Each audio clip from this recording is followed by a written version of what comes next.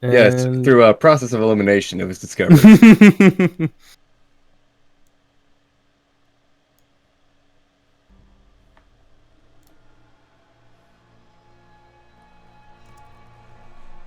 whoa, where did somebody disappeared? Oh, zombies. Yeah. We got this Curse of Straw music going. All right, Seven. You are first. All right, can you, as Seven glances around the room, can you remind me what these enemies here look like? Like what are those? What are those? I don't know, that scary looking face. There's like six of them. What do they look like? You've got these kind of small-sized creatures. They're quadrupedal and sort of look canine, but also sort of apish. They're kind of hunker low to the ground and sort of go loping along on all fours, and they're covered in this coarse black fur that is matted with filth, and their faces bear these leering, mad-looking smiles, as with every single breath they seem to just be giggling or cackling or murmuring to themselves in a strange way that really, really gets into your head. The giant creature over there seems to be also a quadruped, but that's about the only thing recognizable about it. It has no discernible head, just a mouth and a mass of writhing tentacles that comes off of its back, each of them feeling up towards the sky as if reaching for something unseen. And the third one is a roughly humanoid-looking figure draped in a yellow cloak, also soiled with filth. And their features are difficult to make out beneath the hood and seem to be obscured by some sort of wrapping or mask. But, yeah, that's what you're looking at here. Alright. Thank you. Okay, well, I guess the first thing Seven will do is activate his blade song as a bonus action. So he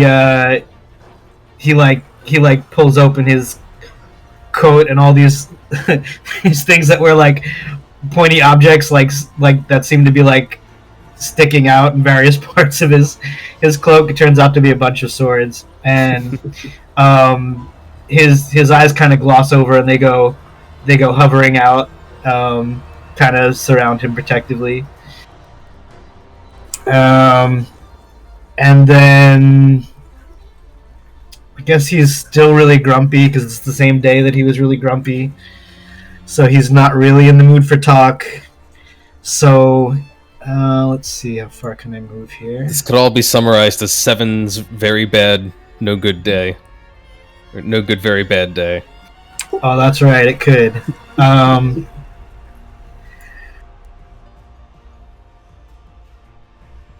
Alright, I have this spell. I haven't had a chance to use this spell, but I have this spell, so I'm going to use this spell. He's gonna grab hold of Bastion, which is like a huge plank of like metal. It doesn't even really look like a sword. It's just this like big wedge of metal with like a handle on the end. And he's going to invoke it, which probably means he slams it into the ground, and then out of the ground in various places you see little, well, I guess big-sized images of Bastion shoot up out of the ground, and then like force seems to connect them. So he's going to invoke that for Cage of Blades, and he's just going to, let me see if I can do with the ruler. I'm just going to wall off that whole side of the room. in a cage of blades. Age of Blade. Invisible wall of... It's Wall of Force. Okay. Interesting. Wall appears in an orientation you choose. Very interesting indeed. Let's see. Let me see if I can draw that. Or you can draw it, really. You put it... Yeah, I can draw a line. Let me try to do it. Was it like that, roughly? Not saying anything. Oh, sure, you got it. You did a better one than I did. Nope.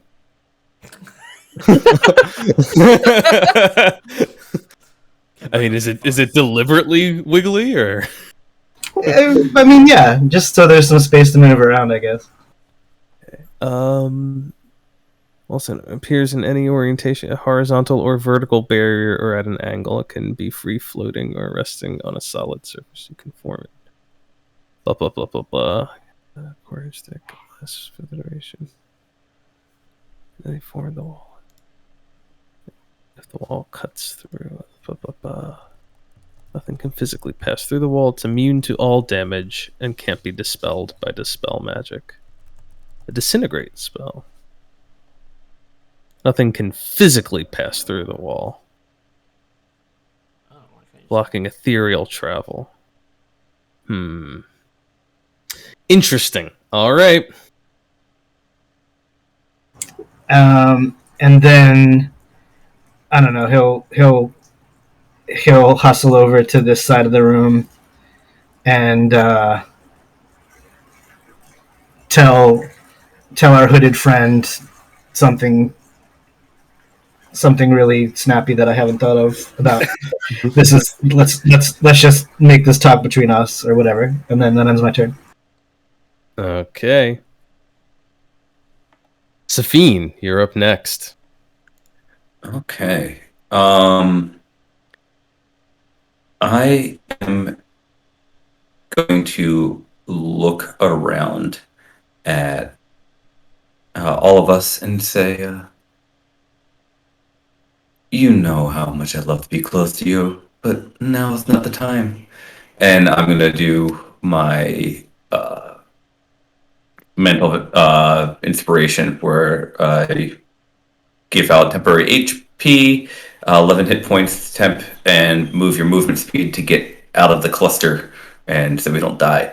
So Vengeance, Ryland, Nimue, and myself and Merlin are all going to get that and can move our movement speed.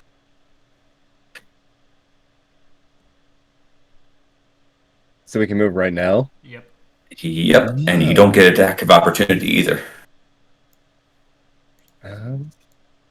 Which wall is it? The blue or green? Blue. I don't know. Probably. I guess the green, since it's my Green, spell and I green. do it. All right. Okay, we'll go off green.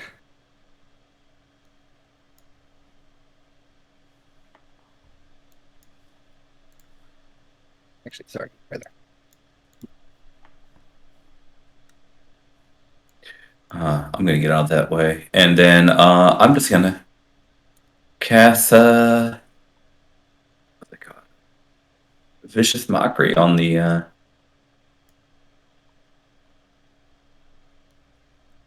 On the I what? think I'm going to do it on the laughing thing. Right next to you? Right before... Or all the way over there?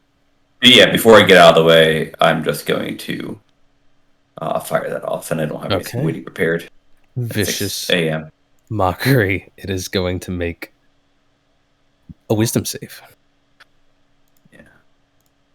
Figure I had less of a chance of succeeding. There we go. It fails. It will take 10 points of psychic damage. And the zombies are taking the dodge action. Got it. When you inspired everyone, including Nimue, since she seems to be a little distracted, do you want to tell her where to run? Yeah. Fair point, yeah. Let me move back over so I can see fully. Uh, Maybe stick with Ryland or yeah, I think getting over there towards Ryland and maybe having Merlin try to get into a flanking position, um, or engage he's a fighter, right? Merlin is definitely. I mean, he can fight Yeah, when he yeah, needs to, I but he's got. definitely a hang back and support kind of guy. So he's probably gonna back off a little bit into a corner somewhere. Yeah, I'm guessing, kind of he'll try to stay near-ish to Nimue, but he's not gonna go running into the fray. right. Okay, I could. Yeah, I can see up to that. Yeah. All right. Let's see here. Everyone has scattered, trying to avoid potential danger. Well, looks like danger might be coming to you. Mm. Oh, wait. Is this the one I want?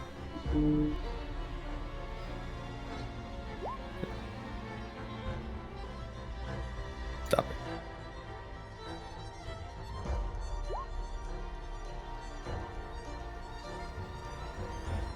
There we go. Okay. Nothing can physically pass through, and nothing can pass through on the ethereal plane.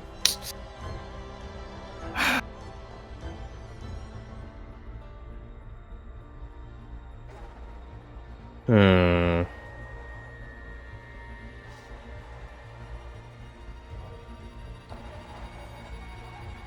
Seven. Hi. The hooded figure turns to look towards you.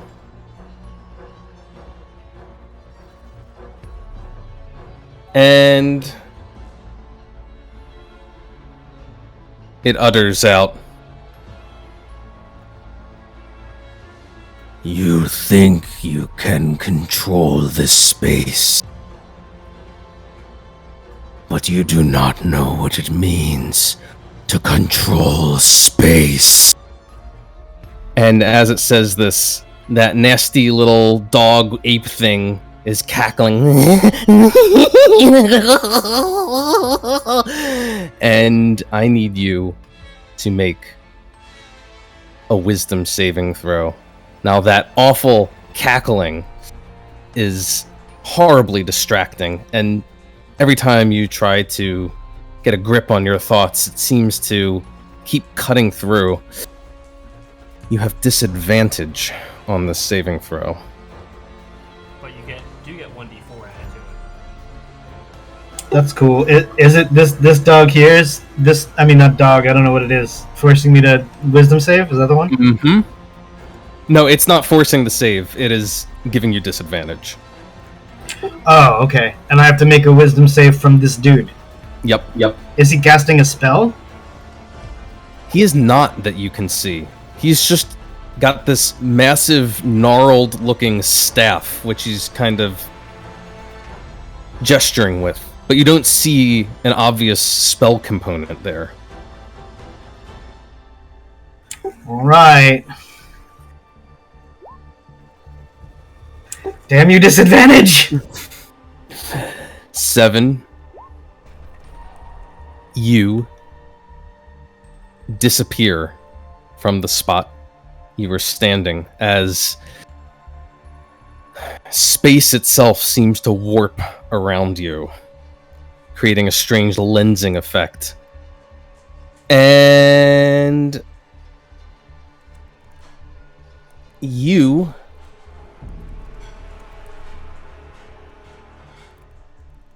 let's see the target. Let's see, and all other creatures. Okay, well, there's nothing else within range for that, except ironically the little critter over here.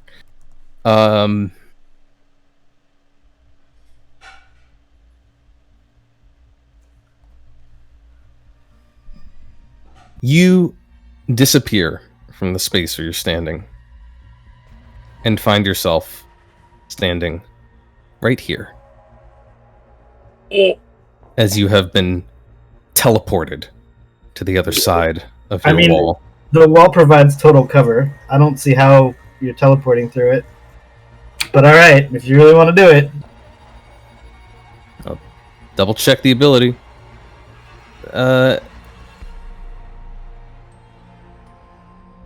Is the wall opaque?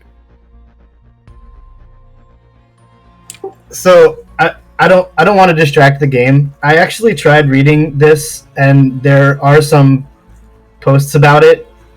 It's unclear. The conclusion I came to was It does say an invisible wall of force. It does say it's invisible, but the conclusion that it seems... I don't want to distract the game too much. We'll play it how you want to play it, because I think it's unclear. There's a lot of rulings that suggest it's total cover, and so even if you can see through it, it doesn't matter, because anything behind it is not targetable. But, I mean, whatever. I don't know, man. It's D&D.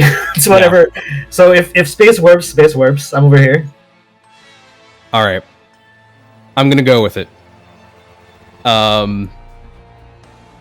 Yeah, the ability specifically says an unoccupied space that it can see. So I'm gonna go with that. But I do understand what you're saying. It is confusing, and it's not properly defined. I mean, nothing's supposed to be able to travel through it, but I guess if I didn't travel, You're not traveling through it. Space itself is literally collapsing to move you there. Well, why didn't you just collapse my head then? It's a good question. God, just kill me. If that's how the ability worked, I would totally. I bet you would have. Seven's head collapses. That's it. However, there is a burst of energy that occurs from manipulating space like this. It causes an energy explosion. And it is going to actually affect that poor little cackling guy who was giving you disadvantage. He's going to take a lot of damage. Let's see.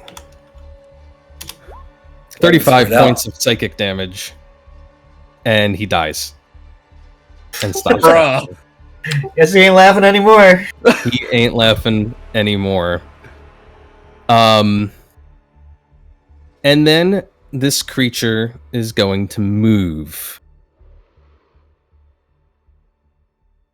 Put a little marker on it here because it's used its ability. It's going to move.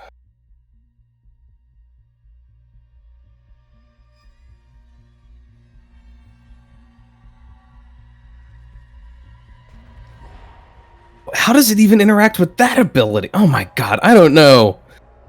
It doesn't matter. I'm not going that way anyway. I'm going over here instead. And I'm going to have this creature step. Ryland, it keeps walking up towards you, drawing nearer and nearer. And as it does so, you get a strange feeling that cloak around it might not be a cloak. Something about the way it ripples and moves doesn't seem like fabric. But as it draws nearer, it just keeps walking right up to you. And then, to your surprise, it walks through you.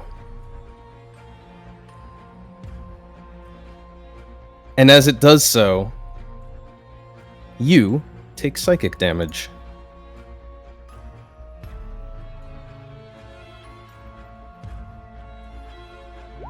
9 points of it.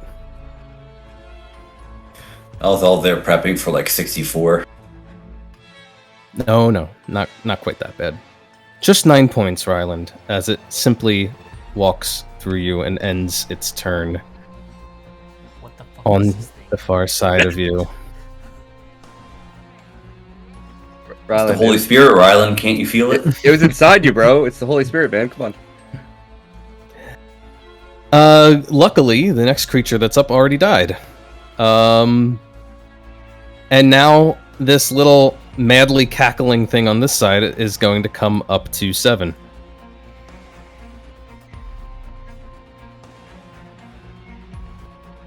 And it is going to try and bite him.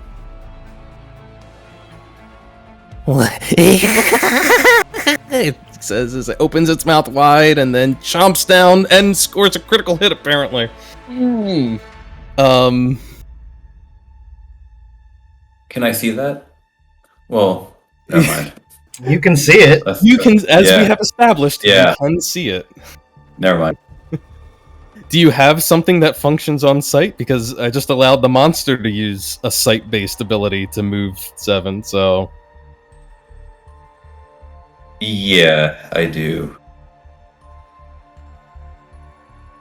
Is it a spell? Yeah. But it might Is not it- go through. Is it Is it the Silvery silver barbs, barb? I don't think how the magic could get through the wall to affect the creature and block it. That's why I'm saying, It wait, has no. It has to pass through. I don't fucking know. That's passing through. It's not like Dimension Door where you're skirting around it or Right, to teleport. right. So that's why I said no.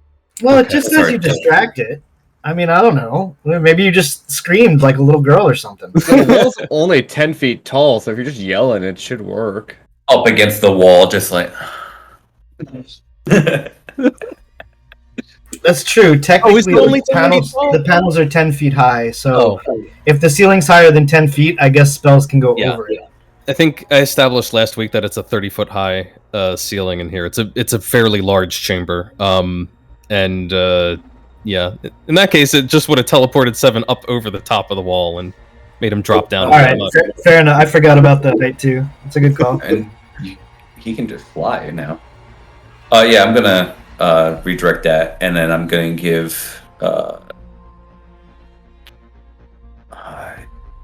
I'm going to give him a save on a.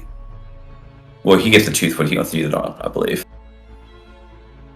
Instant reaction, 60 feet, triggering creature, distract the triggering creature momentarily. Yeah, whatever. I'll allow it. I don't know. We're getting really soft on what Wall of Force does, but since I already allowed one thing, I'm on a slippery slope here. So, I think if I had made a dome, then probably we'd be on a safer ground, maybe for no spells.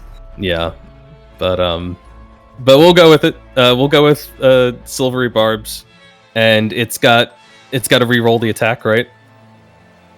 Yeah. Okay. Well, it's a 19, but I don't think a 19 gets 7, does it? That was awesome. Thank you. My AC is 23 at the moment. Wow. There we It go. can literally only hit you on a critical hit. And yeah, so you distract the thing momentarily, and it can't land the hit. It gives you just enough of an opening 7 to probably flash a blade in its face and force it off. That brings us to Ryland.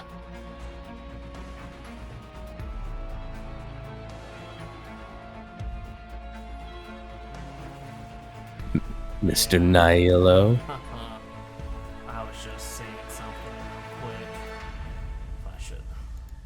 Which spell I should use. Yeah, it's a Ryland. Just look at this creepy little fuck. And he's just gonna hold his hand out. Just be like, sir, I don't really appreciate that. And you're gonna see some energy pass between the two. As he's going to bestow curse, and I will be choosing the curse that if it has to make its wisdom saving throw at the start of each of its turn, or it fails, and if it fails, it loses its turn. Okay, a wisdom saving throw.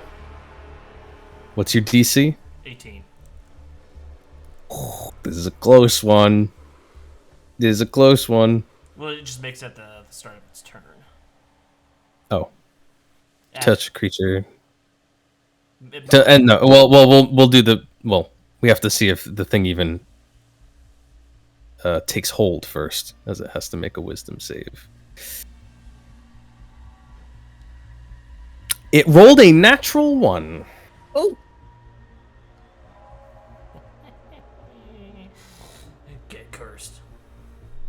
bitch.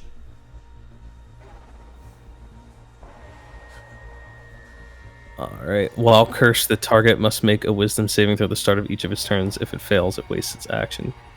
While the target is cursed, your attacks and spells do not.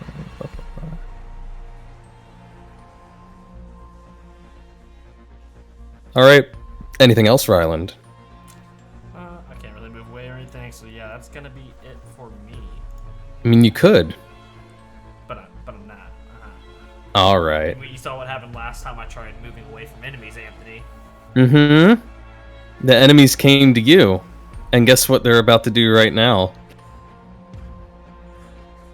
Ryland, scuttling out from behind this little nook, this little wall here, you see another one of those multi-armed abominations come crawling along the wall.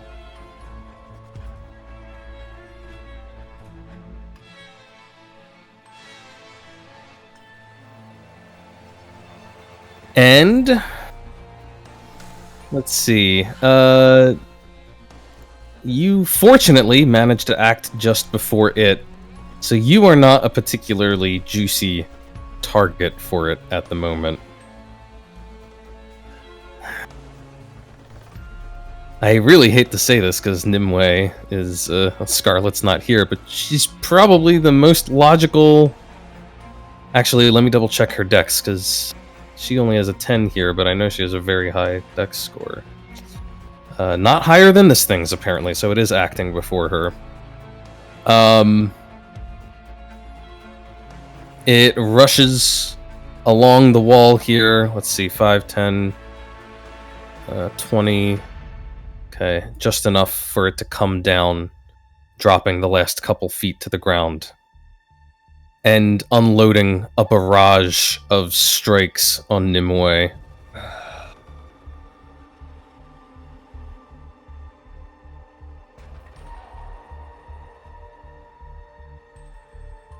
It is going to unload its flurry of claws, 6 attacks against her.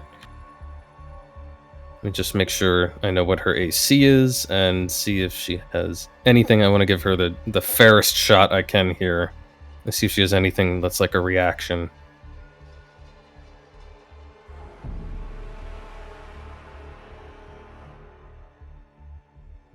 I don't think so.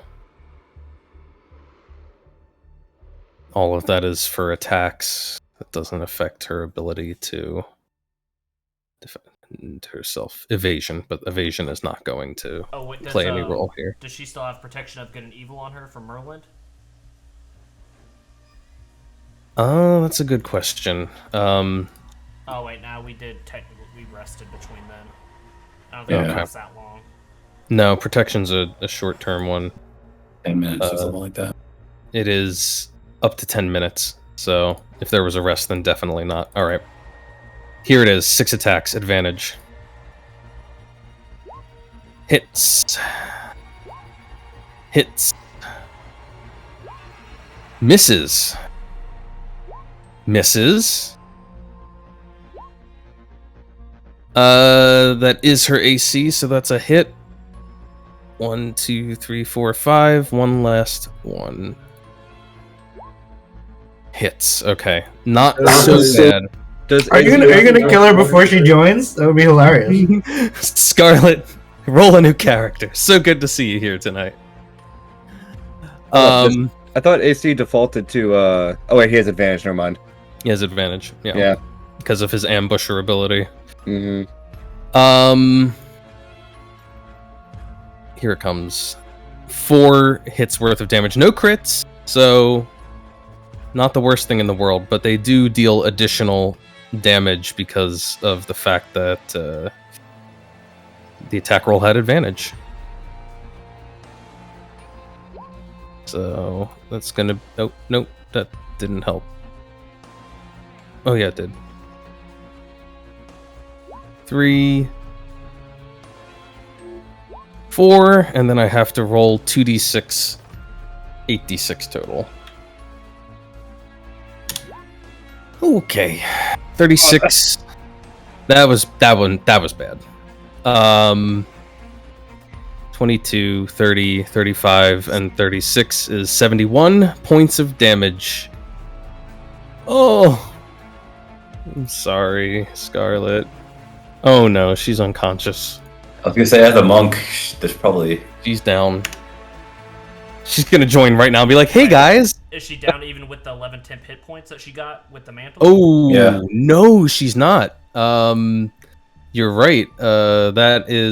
That puts her up to 70. She's 3 hit points. Oh no. Can relate. Can or cannot? Can. And it's now her turn, which at this point I'm not honestly sure what to do for her. I know she has her flurry of blows. I don't know how many. I think she's very low on key points. Let me double check. Oh wait, does she get the key back on a short rest? Yeah, I believe so. Okay. Let me double check that. I think key is long rest. It might be. She's got 7 out of 7 key marked on her sheet, but I know last time she was complaining that she was all out, so... Sorry, it's a little hectic. Just want to check monk key. Short or long rest? It is a short. Okay, so she's fully recharged Yeah. on key. What do you guys think? I'll throw it out to 14 the attacks. audience Yeah. here. She's Could gonna... she try a... What's it called? A stunning strike and a disengage? She could stunning strike. She And has then step bonus of action. wind, which is I think the thing that lets her disengage as a bonus action. Yeah, Oh, that's right. That's 2 key points, but... that would be 2 key points. But you know what? I kind of like the 14 hits. That sounds like a great idea. Fuck that thing. Yeah, use all 7 key points right now. For First regular attack. after activating the orbs. All right, so here's what she's gonna do. Well, if she manages to stun it, then she doesn't need. To run Step away. away. Right. Let's just have her take a couple of attacks first. And she gets a d4 on. And I believe they can be rapier attacks. Mm-hmm. So she'll do it with her rapier, I guess. I think that's her best way to go. I'd assume she'd probably Hunter's Mark one of these. Well, that's a bonus action, so if she... Well, the stunning strike is not any sort of action, right? It's just a key point. Yeah. Right. When you hit another creature with melee weapon attack, you can... Okay, yeah, alright. So here's what we got for her. Hunter's Mark. Bonus action. Then she's going to rapier it. Oh my god. Mulligan. Critical failed deck. Oh, this is the most abuse I've ever done to a non-present PC, I think. Although I feel like there's another time I said that, so maybe I'm wrong. Target may make an... Oh no, your target may make an opportunity attack against you. Swing wide. Ugh. Okay, whatever it is, I'm taking it. With Is that a Protective thing- Bond. Is that a thing you can do? Yeah. Alright, do you have to call that out before the attack is made, or can you... No. When a creature affected by your bonding bond is about to take damage, a second bonded creature within 30 feet can use its reaction to teleport Okay, to an well, unoccupied space. See if it takes a hit first. See if she takes a hit first, which she doesn't. All right. And then she's gonna take her second swing, and hopefully not roll a 1. All right, that's much better. That's a hit. Which will be 7 piercing and also the Hunter's Mark. I guess okay, great. And Colossus Slayer. 13. Colossus Slayer's a D8, you're right. I guess she doesn't have anything set for that, it's just a D8. Ugh. Alright, 14. But she is going to attempt to stun it now with a key point. Alright. It's gonna make a con save. It's pretty tough, but it rolls a 9, which means it is stunned.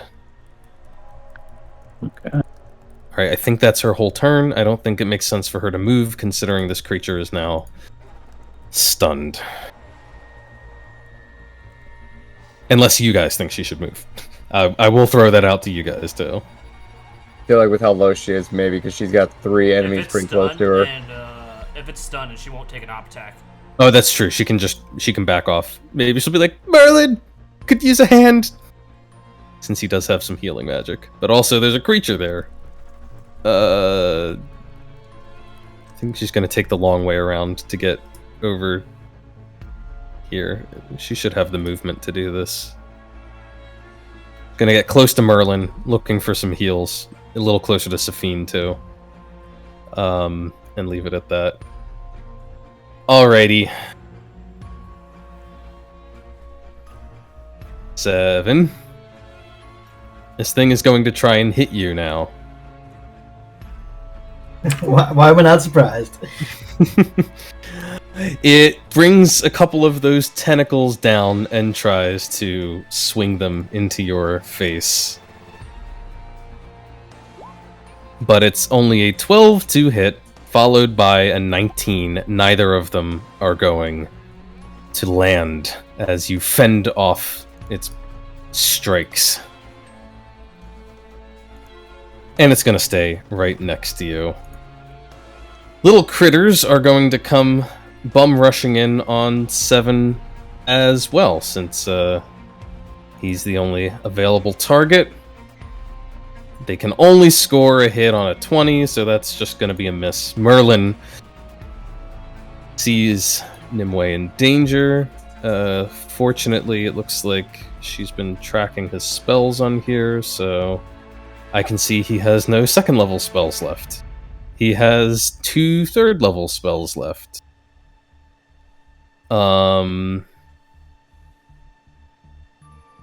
He has a couple 1st levels.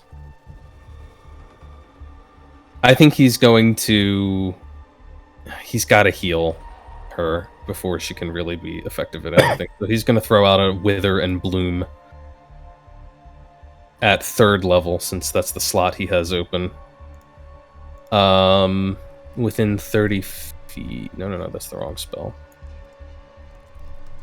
That's the wrong spell. Wither and Bloom... 60 feet, okay. Gonna have him target these 2 over here, since he can do that, and try to draw some energy off of both of them. Cast it for me. Oh, but it's... Why didn't you ask me for a higher level casting? Oh, well. No, because you just said, you have to go to like the attack, and I guess.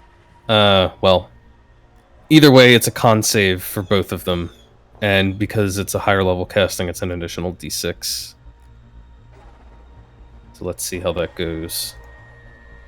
The 6-limbed creature con saves and fails. The yellow cloaked figure makes a con save and fails. Alright, that is going to be a total of 3d6 necrotic damage. Pretty good. 11 points. This one has nothing that protects it from necrotic. And neither does this one, so they'll both take the 11. And Nimue is going to roll hit die, unspent hit die.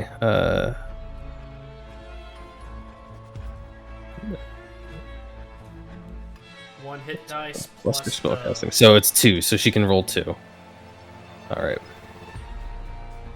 Sorry, it's hard to play 2 characters that are PCs.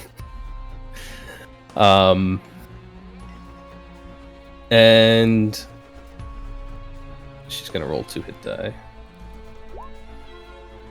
Very nice. That's pretty good. Another 18 hit points back.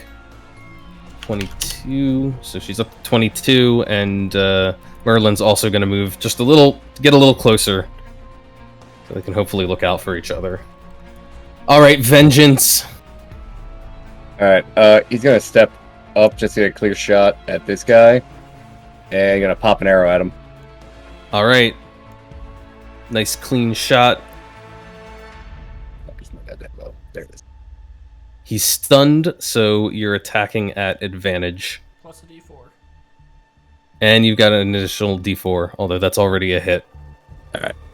And then And I think stunned makes that a crit, is that correct? No, it's just attack rolls against creature have advantage.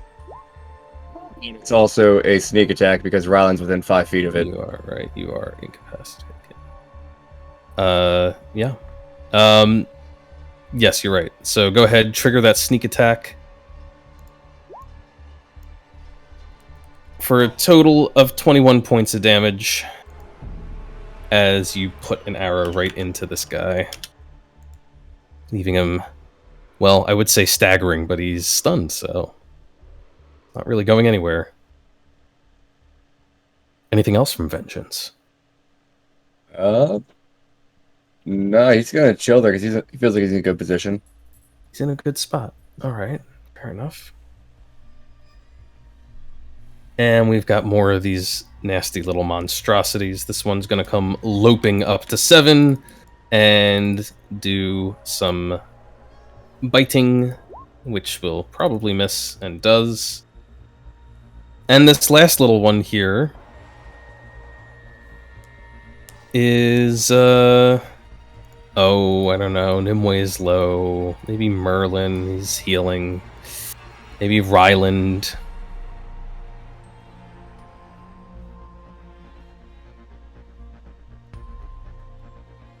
Can Vengeance whistle at him to taunt him? Come here.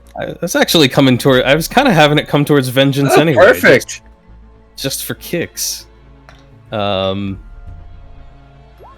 it's going to roll a 13 to attack you. Nope. No dice there. The last one in your half of the arena, 7, is going to try to bite you. And will miss. Top of the round, 7. Oh boy, tell me you got a steel wind strike in there.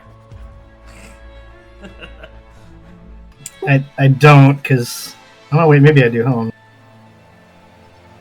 Well, whatever you do, just remember you get a d4.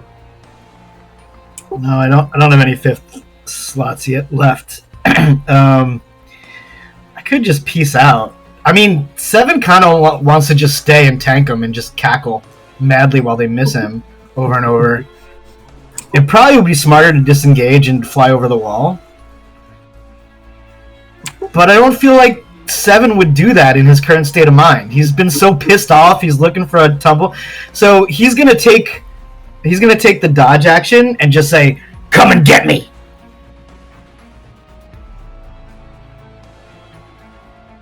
Stay right where he is. The dodge action. Okay. Safine, it's you.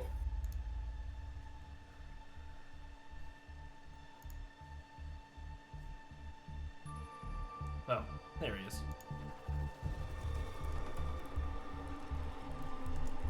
Sorry, I saw that was gonna take longer. Okay, yeah, what's gonna happen is I'm gonna move down just a little bit so I can see this. And then I'm going to bonus action have the zombies attack.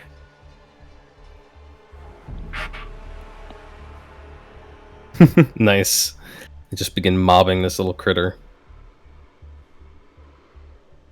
Hi, Scarlet. Welcome to the party. Hi. You're not dead, but it was a near thing.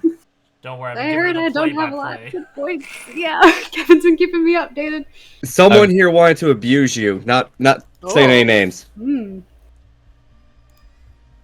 Well, if it'll keep everyone alive, do whatever you gotta do.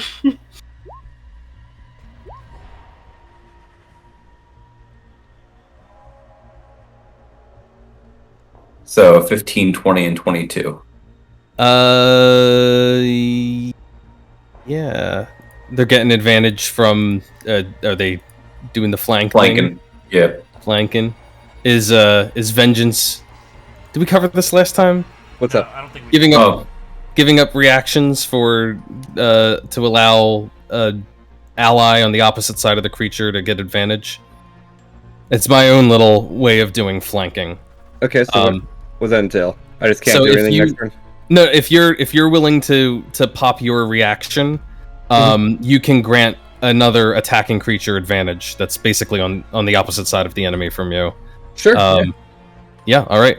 So in that case, the zombies will all strike and all hit, dealing a total of 14, 20 points of damage as they begin beating down this little cackling creature into the muck until it stops giggling. Okay. And then I'm gonna look over across to our mini-handed one. And I'm gonna throw a vicious mockery at it. DC 17. Consider it mocked. Okay. It's not gonna attack either, but that's something. It is something. All right. Let's see here. Kostya.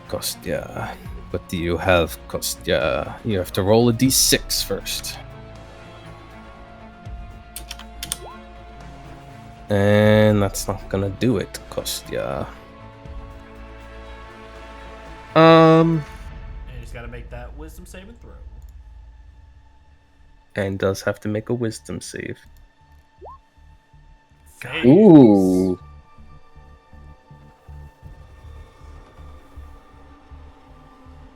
Bye, Kostya. Good turn. Let me see. Just the target must waste its action on a turn doing nothing. All right, it can still move, so it shall. Passing through Ryland.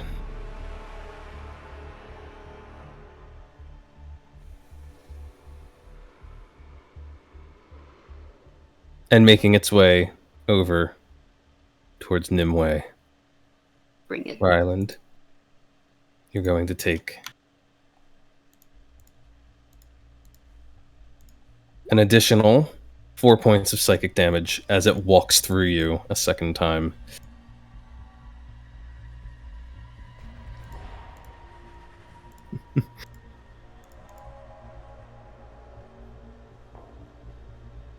That Holy Spirit keeps touching you, bud.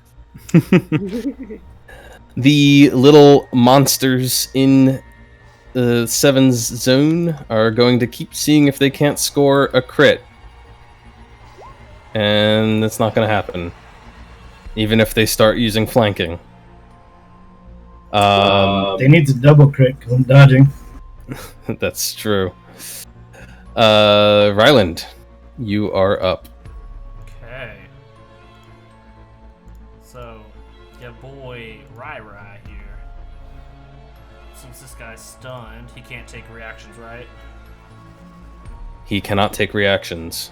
And I will move to flank, but I will turn around and look at that 6-armed bastard and fire off just a guiding bolt.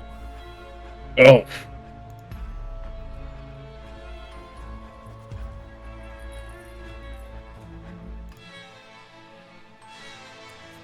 I'm assuming that 26 hits. Oh yeah. 26 hits. Let me see. 19 points of radiant damage is enough to lay it low. And the thing is blasted back against the wall. Falls to the ground. Why can't I put the little X over it? It's too close to the edge of the screen. Oh, were the crit cards getting in the way? No. The chat log. All right, Rylan, nicely done. Moving up to help flank with Nimue while taking care of a foe, and its turn is up, so you downed it just in time. Nimue, you're up. And Do you I have have a all my reaction. cool? Do I have all my key points and things? You used one key point to stun that 6-armed creature, Okay. and you also took a lot of damage. And You also got have some an back. holding bond. Okay. And you do have Hunter's Mark active. It was on the 6-armed creature. Okay. And then I think I'm going to bonus action move that hunter's mark over to this guy, and then I'm gonna go ahead and why does my sheet keep doing that? I'm going to go ahead and try and hit him with a rapier attack and see what happens. All right. Okay, hang on there, Nimue. Hang on. This thing is going to react with Okay. its reaction. Since the curse takes away its action, but not its reaction, it is not notably incapacitated. It will bend space when you attempt to strike it, and it teleports. It moves. Right here. Swapping positions with this little creature, which suddenly appears in the space you were swinging at, and you hit it instead, Nimue, dealing it 19... Oh, no, sorry, that's the guiding bolt. Dealing it 5 points of piercing damage. Yeah. I'll do some more things to it too. while Colossus I play Slayer 2 is a rapier attack. it. Hunter's mark. Actually, I don't think you can Colossus Slay this one, since it is smaller not? than you. Well, isn't it? Doesn't Does- depend on size. Oh, it's not Depends size on dependent? I always thought damage. that was... You're right, okay, sorry. Has it taken Thinking damage? of Fury of the Small, which is something completely different. Alright, it has not taken any damage. Then it will not happen. You'll just have the hunter's mark. Oh, it's only after it takes damage. Oh, okay. So then 6, so that's 7 points there. I'm gonna go read it real quick. Oh, JK. This is what it says. When you hit a creature with a weapon attack, if it's below its hit point maximum. Okay, yeah, that one was at max, so you're right. You're 100% right. Make sure. Okay, I'm gonna hit him again. I'm gonna punch him this time. Well, no, I won't, because I want that hunter's mark. Damn. Plus An D4. 11 plus a d4. 15. Alright, that is a hit. Thanks, Rylan. Another 9 points. Total of 14, and it goes down. Whew. Okay.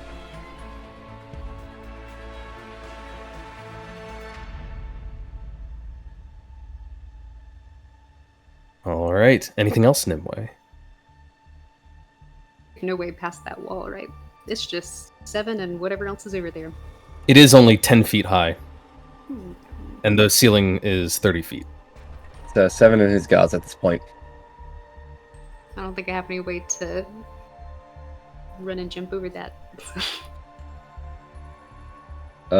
Someone here will volunteer to throw people. Right. I'll bonus action have my zombies build a ladder like a human. They're just piling up Ladder. against the wall of swords. I guess that'll be it. At least I got one.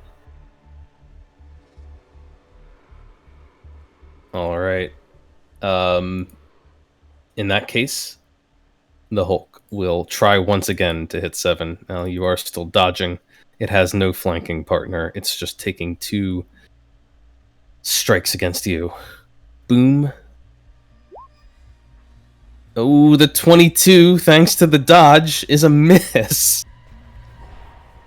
Oh, I'm gonna get you. I'm gonna get you. Ah! Okay.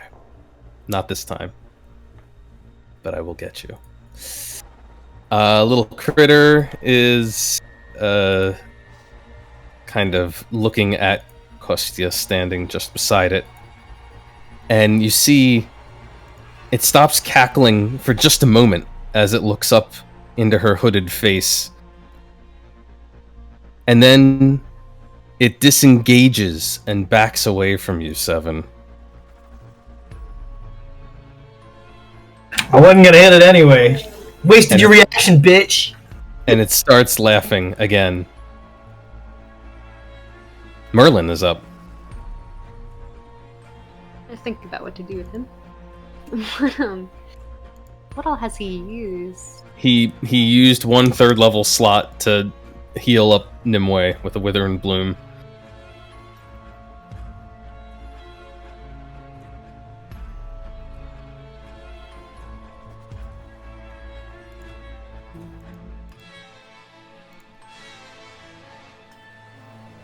I think.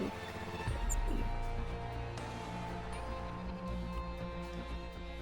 Does that giant tentacle creature look like it's been damaged? Like how damaged? The giant tentacle creature does not look harmed in the least. At least. It is on the other side of a wall of force currently. I think I'm going to try and have Merlin bane it.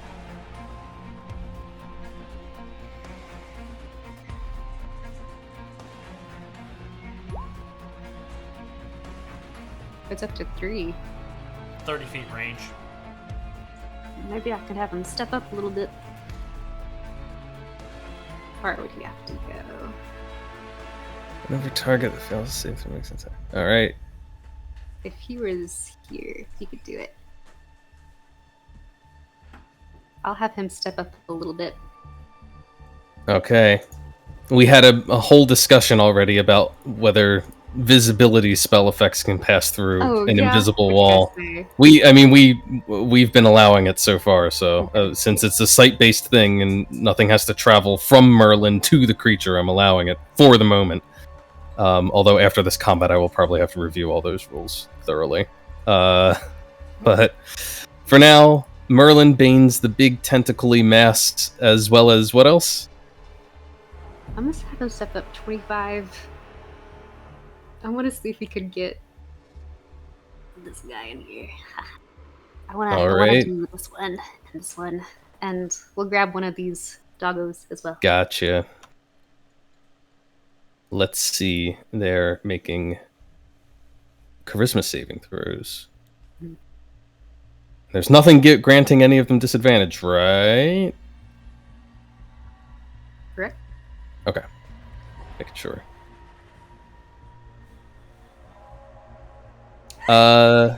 The seer fails, despite an incredibly high charisma score.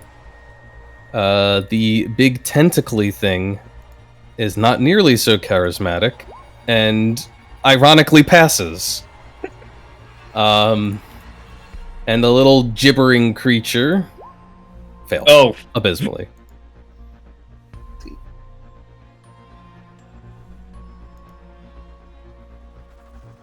I'm running out of things to indicate that this creature has negative effects on it.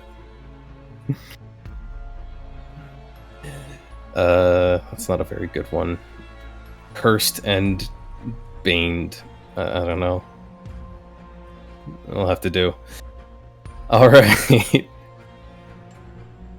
Pretty good from Merlin. The little baned creature is also backing away from 7 and disengaging. Did you skip me? Did I skip Vengeance? I'm sorry, Vengeance. Sometimes I accidentally move to the next turn and then I move to the next turn again. Go for it.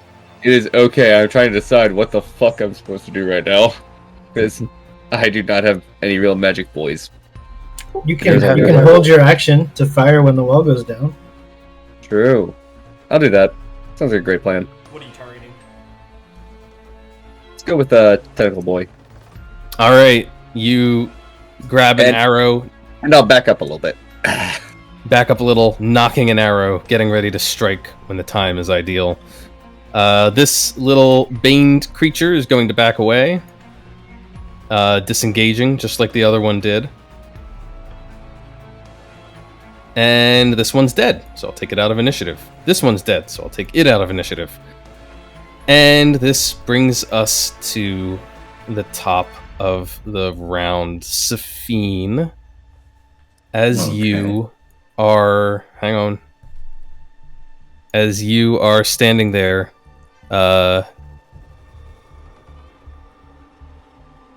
taking in the scene, you can dimly make out shapes moving through your that green miasma over the doorway. You can see hunched shadows there. Fuck. Just moved.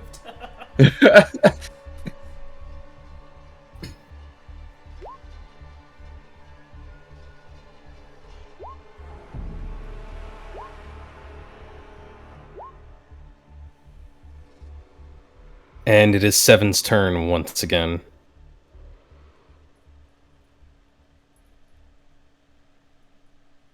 Does Seven see the shaped shadows, or it was just Safine because she's they are close? Say any of you can see them. It's just for dramatic effect, because Safine's standing right there. I thought one of the 6-armed things was going to come down on me. Oh no. That would have been cool. Notes for next time.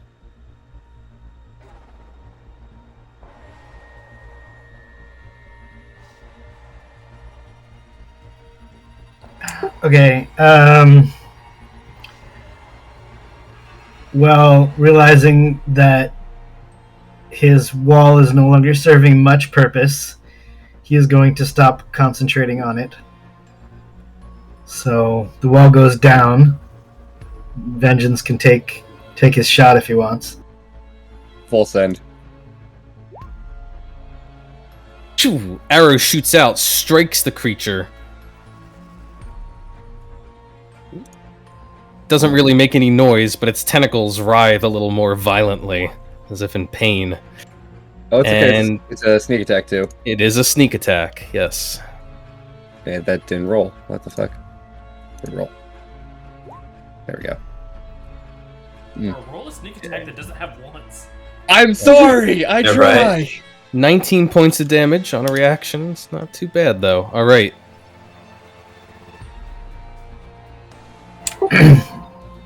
Okay, and he's still. I'm just trying to what would he do? He's so pissed off. All right, he's gonna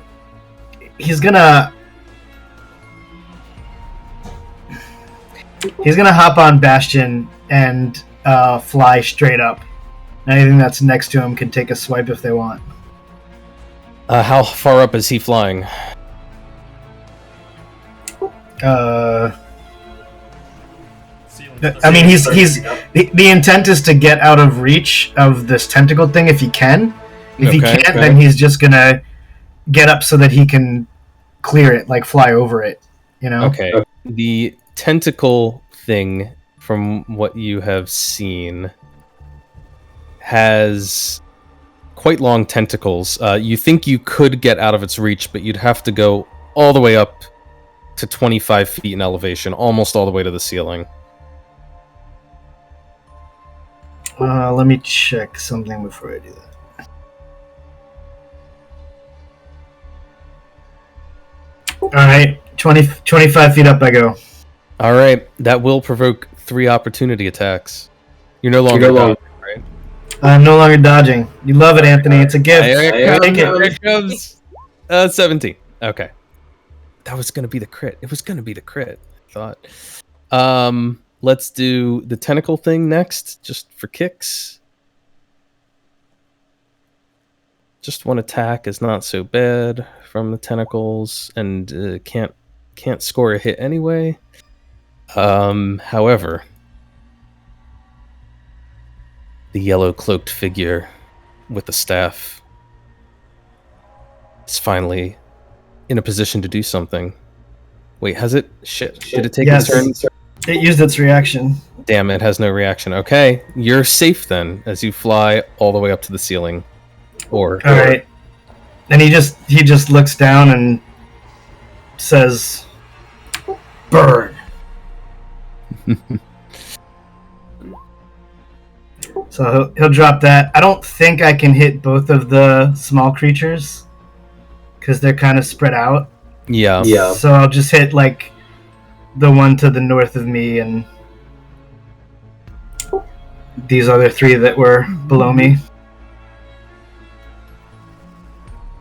All right. I will have a bunch of dex saves made.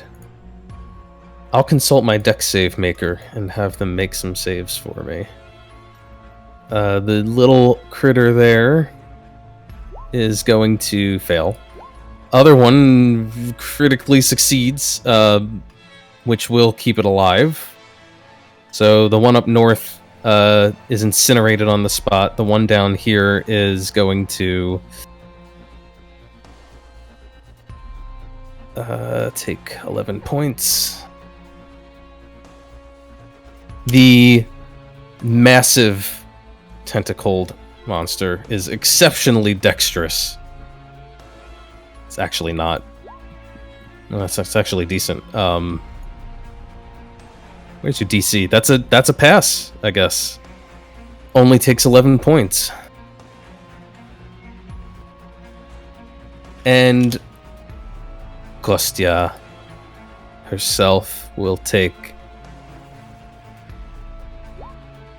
God, her rolls! Just abysmal. She'll take all the... It's okay. My fireball roll was pretty bad too. I rolled 4 2s and a 1. Yeah, it's... Ooh. Yeah, Well, we all... that thing sneak attack damage. Yeah, right. All right. She takes the hit full on, and the big thing kind of somehow sidesteps the fireball a little bit. But anything else from 7? Yeah, That he's was gonna rude. he's gonna stay 25 feet up, but he's going to move in this direction with the rest of his movement. Okay. And my turn. Safine. Okay, so I'm gonna say it appears that we have a guest, and I'm gonna use my Mantle of Inspiration. So for Nimue, my 3 zombies, and Vengeance, you can all move and do the 11 temp hit points. I'm gonna use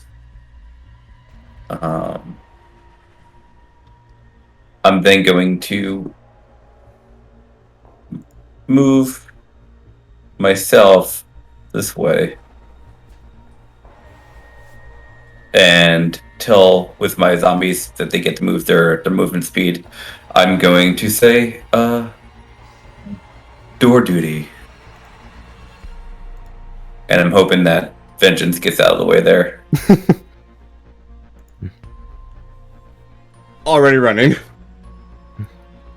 And then I'm going to Vicious Mockery, the tentacle being.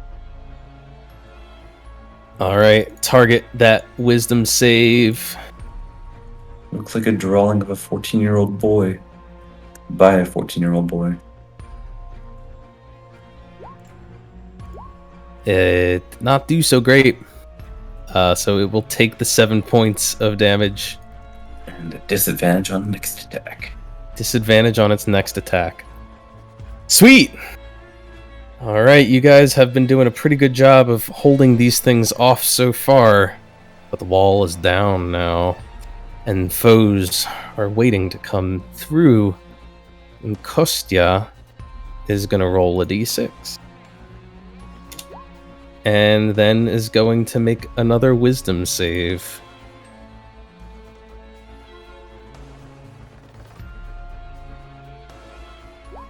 There we go. That's a little better. So does that end the curse, or just mean he gets to act? It just means that He she gets to act. The curse remains in effect. I think there's a Bane on him. Technically, the D4 needs to roll, but that won't stop from such a high save. But I will not forget the Bane. I'll do it just so I get it in my head. Okay. Okay, we finally have an action.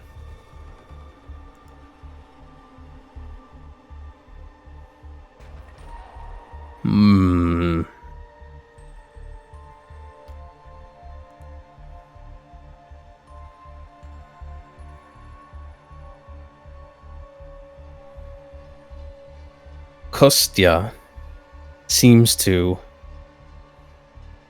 ready an action.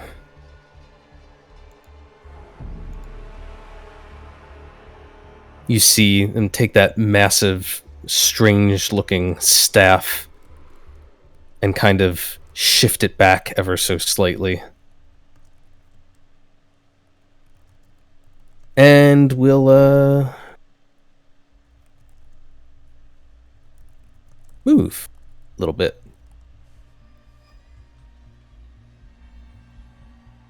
We'll move over here, stepping through Vengeance. As she does so, Vengeance, you feel this strange sensation as this thing passes through you. You feel it not physically, but in your mind, and it hurts. 3 points of psychic damage. Could have been worse. Could have been worse. And that is all that Kostya is doing. The doorway.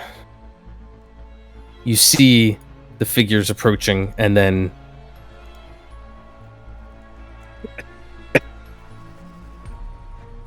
teeth and a leering face push through the mist and try to chomp at the zombie. I'm going to give the zombie some half cover from the mist, as it can't quite penetrate it as easily. There's like a little bit of a little bit AC of 10 now. All right. Oh wow, it scores a hit. Dealing 7 points of piercing damage, and I need the zombie to give me a wisdom saving throw. We're just gonna do that middle one to make it easy. Yeah, that's what I'm assuming. Mr. Middle. Okay. Attack rolls against the zombie have advantage until the start of this creature's next turn. As this thing continues to giggle, even has a mouthful of the zombie. And apparently, that makes the zombie confused or sad or something. The zombie's just looking at this thing that's like chewing on its arm with its big eyes kind of goggling up at it as it giggles through the zombie's flesh. And Sabine will just be like, yeah, sit there and take it. That's what you're made for. That's your purpose in life. This afterlife. And another one is gonna rush up, and now that has advantage against the zombie, will try to bite it. 16 will also land, dealing another 6 points of piercing damage. Technically the same effect, but we're not going to worry about it too much. Then we are up to the next one. A lot of these things. This one is going to rush up to here. And you see it going for Nimue. Try to bite her, but it's just a 6 to hit. And the next one up is also out there in the corridor, also going for the same zombie. Advantaged. Come on, make the roll. There we go. Just asking that. Ooh. It missed the one. I didn't want to interrupt him. It was about the frickin'. If he walks through me, can I use Hellish Rebuke during that, or no? Oh, is Hellish Rebuke a reaction to taking damage? I think it's for damage, yeah. Because I just He realized used his reaction to fire the bow. That is true. response to being damaged by a creature. Yes. That is true, but you did also already use the reaction to fire the bow. Correct. Okay, cool. Good to go. But if not for that, then yes, you would have been able to. Gotcha. Just want to check that first. All right. Okay. So that was a 6, I see. So the creature that attacked there just missed. Backs up a little bit through the mist. Ryland, you are up. Ryland's kind of scrambling right now. He is, let's see how far this is. Oh no, I forgot one of the most important abilities that these little things have. Oh no, how unfortunate. It is actually. It's actually very well. It hasn't come into play very much until recently. But I think only one. I think only one thing would have been different. That's okay. I will tell you what it is though, because you should have gotten a glimpse of it earlier. So that if it affects your decision making, I'll give you that information. These little cackling creatures, in addition to screwing with your saving throws when you're near them, they are also giving you, or they should be at least, disadvantage on attack rolls against other creatures that aren't them. I'm sorry, what was that? So, you see these ugly red auras around these things? Yes. Their mad cackling means that A, you get disadvantage on wisdom saves. Sorry, not wisdom saves. Just saving throws, period. And you also have disadvantage on attack rolls against any creature that isn't one of them. Oh. So I missed it for your bow shots, and I missed it for Nimwe's attacks, but I think that's the only thing it would have affected so far. And I guess a guiding bolt too, but I will be adhering to that. We good? So Ryland, you've moved over there. Yes. And Ryland's gonna take out his book and go to a pretty middle chapter here. He's gonna start a nice little echo chant, and you're gonna see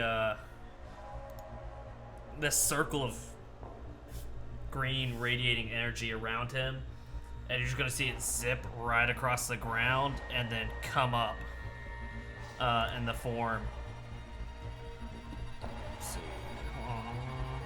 of a sword and shield right here. A large spectral guardian appears and hovers for the duration in an unoccupied space. All right. Let's see. Actually, right here. What does your guardian look like? It appears as a giant sword and shield with the waterfall on the shield. Very nice. I'm trying to find an appropriate token for it real quick. Some sort. Just make a large 7 because he's got big sword energy. Yeah, but a shield? I don't know about that. Sacrilege. Let's see. I'm just gonna throw a big shield down. That'll be the center point between all the squares. Like there. Yeah. It's And what is its aura? anything hostile that moves within 10 feet of it. Moves within 10 feet. Got it.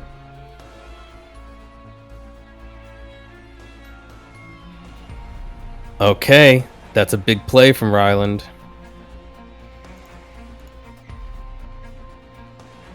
Nimue, you are up. try and get rid of this little thing, because it is going to be a nuisance later. I'm going to bonus action, activate the arms. And then I'm going to pop it. Oh, no. To make sure I kill the aura on all of these dead ones.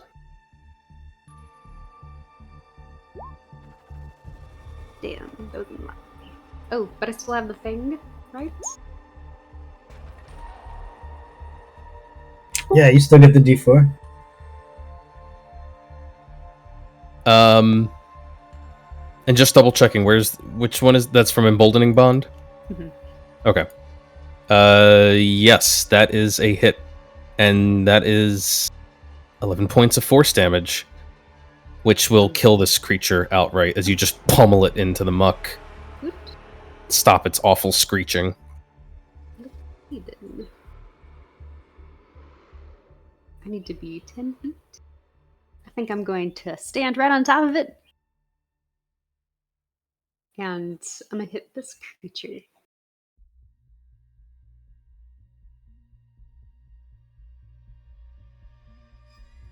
With one of these. Ow.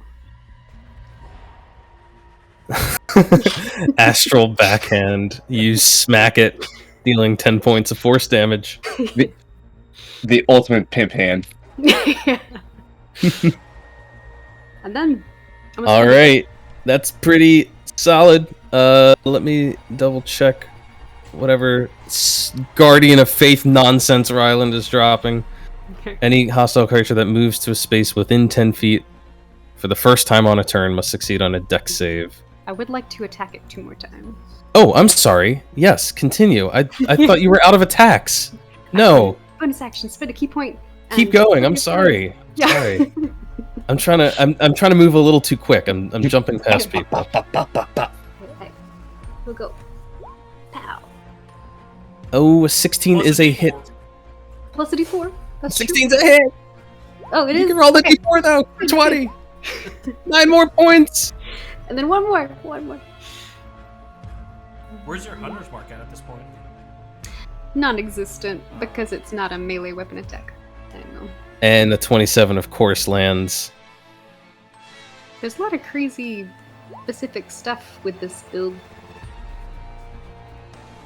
And another 8 points of force damage. So Nimue just punishes this one little screeching creature, then steps forward and begins pummeling the tentacle monster with her own massive shadow arms. I would like to step back a little. And then steps back. Yeah, you can step back. And that will actually trigger an attack of Really? opportunity from the thing because it has really long reach itself. Damn. This is disadvantaged thanks to the vicious mocking it received before. Turning it into a 17. Ooh, I have 18 nowadays. because of the- Alright. It splashes its tentacle down into the muck just short of where you have stepped. Alright. You done? Yes, that's it. Okay, because I need to take my 20 points of radiant damage now. Thank you very much. Did you make deck save yet? Oh yeah, I need to make my dex save first, I suppose. I'm assuming it's going to fail. It's not that great at it. Your AC is very high, or your DC. Okay. No, it's cool though. It's cool. It's all good. It will take its 20 points of radiant damage as the sword lashes out and strikes at it while it tries to move. And it's gonna position itself, I think right here? Maybe it's right there. Hang on, let me double check. It's 10 feet. Yeah, that's good. And that part is also okay. Yeah, this seems like a good place for it to be. It has been missing attacks left and right. It's not very keen on that. So it's going to attack with all of its tentacles at once, as they just explode out in every direction, hitting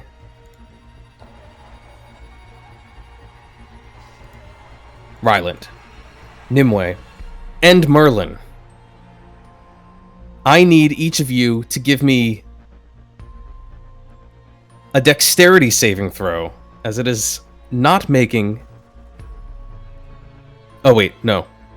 No, it does. It makes attack rolls. Sorry, it makes attack rolls. And then, if it hits you, you need a dex save.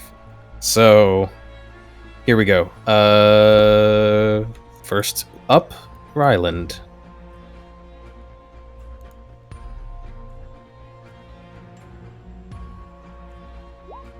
It's a 24 to hit Ryland. Great. You're going to give me the dex save, and you get to do it at disadvantage thanks to that awful little cackling creature nearby. Holy shit. Alright. So you're going to take... just 8 points of bludgeoning damage, but you do need to give me a concentration check, which is at disadvantage thanks to the cackling creature nearby. It's at normal. Because Then it's at normal. Right. Straight concentration check. Alright, you hang on to it. You see the thing reach its tentacles out to hit Nimue. That is a 21 to hit Nimue, Yep, which will that'll- land for 9 points of bludgeoning damage, and I'm also going to need that dex save. You do not have disadvantage because you are just outside of the auras. But unfortunately... roll your d4. Roll your d4. Okay, that is still a failure as the tentacles knock you prone into the filth. Ew. Merlin is going to have to deal with an attack roll. That's a 23 to hit Merlin, Yep. which will deal him 10 points of bludgeoning damage and force him to make a dex save. I'm going to say that those auras of the other creatures on the other side of the wall aren't really affecting him. So they're not coming through yet. But that is a failure as he also goes prone. There's one last thingy that's happening here, which is that stupid little cackling creature also gets hit by the tentacles potentially. So tentacles will come for him, and of course they hit him. And he'll take 9 points of bludgeoning damage, and he'll make a dex save. And he'll fail his dex save, so he gets knocked prone.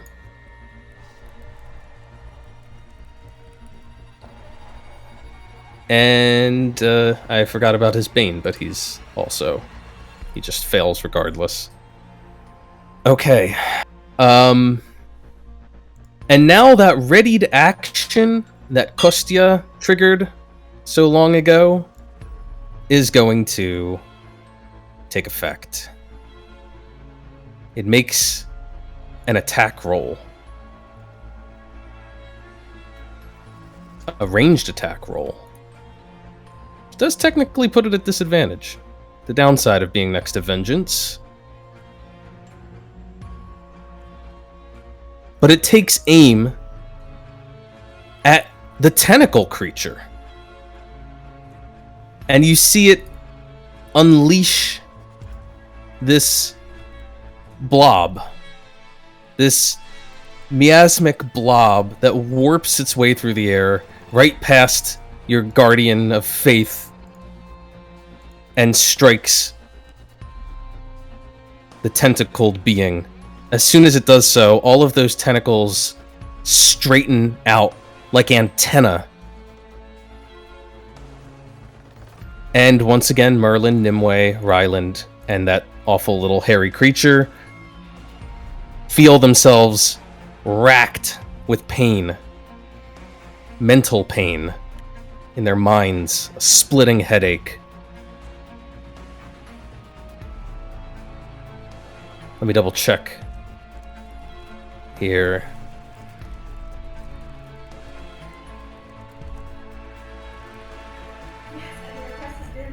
Yep. You're going to take damage. You just take it. There's no save.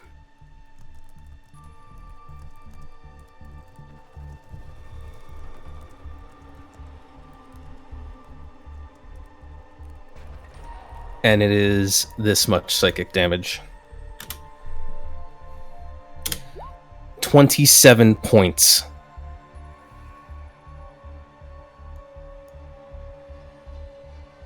The little cackling creature dies on the spot.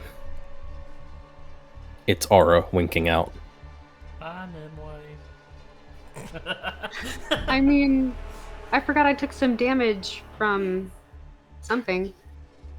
I'm at Yeah, 24. you got mangled by the mangler. That's what it was. Yeah. You didn't forget, you weren't here when that happened to your character.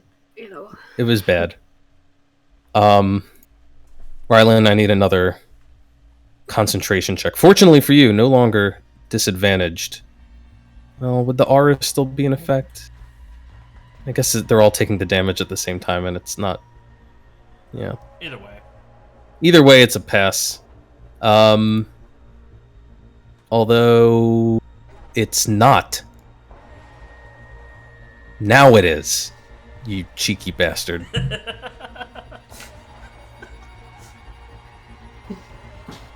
Alright. Nimoy, did you... Wait, did she add the extra health from Safine last round? Oh yeah, you I did get that did. 11 temp HP. I did add the 11. Ooh, I was still at 24. fuck. So wait, you had 24 plus 11, right? I had, with the 11, I had 33. And then I took some damage from something and went down to 24. Yeah, that was the tentacle attack. Yeah, that's You what it took was. 9. Oh, okay. So it Okay. took you back down to 24. Yeah. Damn. Gotcha. Okay. Alright, so is Nimue down? Yeah. Nimue goes unconscious on the ground as whatever that was just utterly devastates her mind.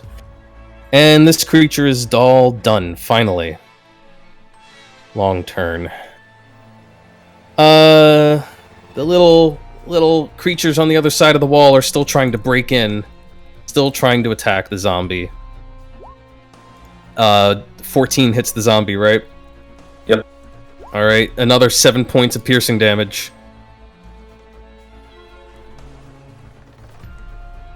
This is the one that had the aid and the temp HP. Okay. It's curious, I'm like, man, it's taking a lot of damage. But I trust you. The next one up is dead, which means it's Merlin's turn. I think that Merlin is gonna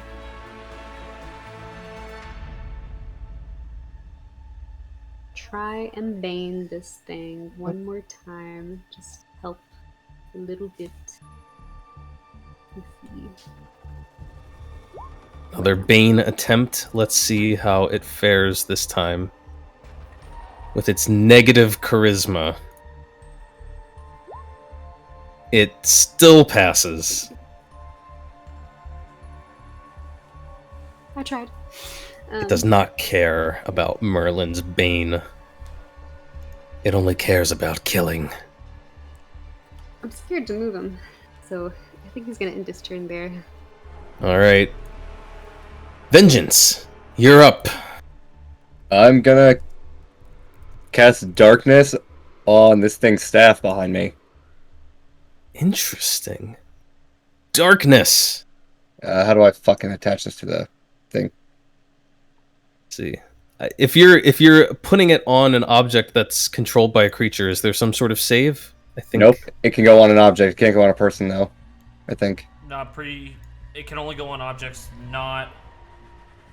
Demonstrate It it. can Hold be up. carried by you or another object. Oh. I don't think it can go on another object carried or worn by someone. Let me read it real quick. Sorry. I'm gonna try it. If the point you choose is on an object you are holding or one that isn't being worn or carried, the darkness emanates from the Damn it. object and moves with it. Yeah, I don't think a object held by an Well- enemy creature is a valid target. Not gonna do that then. That won't work very well.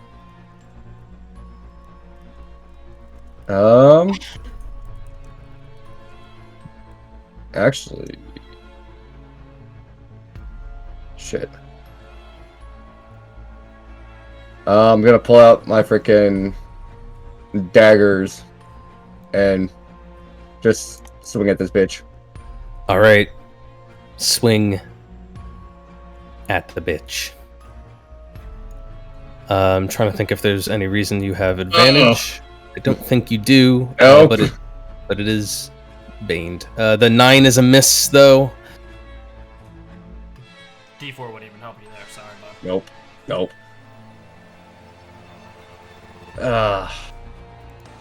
Alright, cool. Since that misses, I'm gonna use my bonus action to disengage and Right. Fair enough. bounce this way. Back off into the aura and hope for protection. Yep. Top of the round, 7.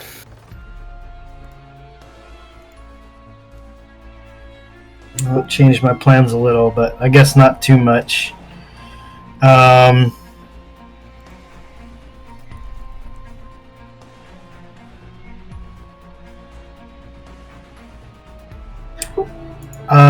7's gonna use his action to summon his blade spirit. How about that? With that. The spirit. I hate linking it because it's such a mess. It tries to link the creature's stats and it's just all messed up.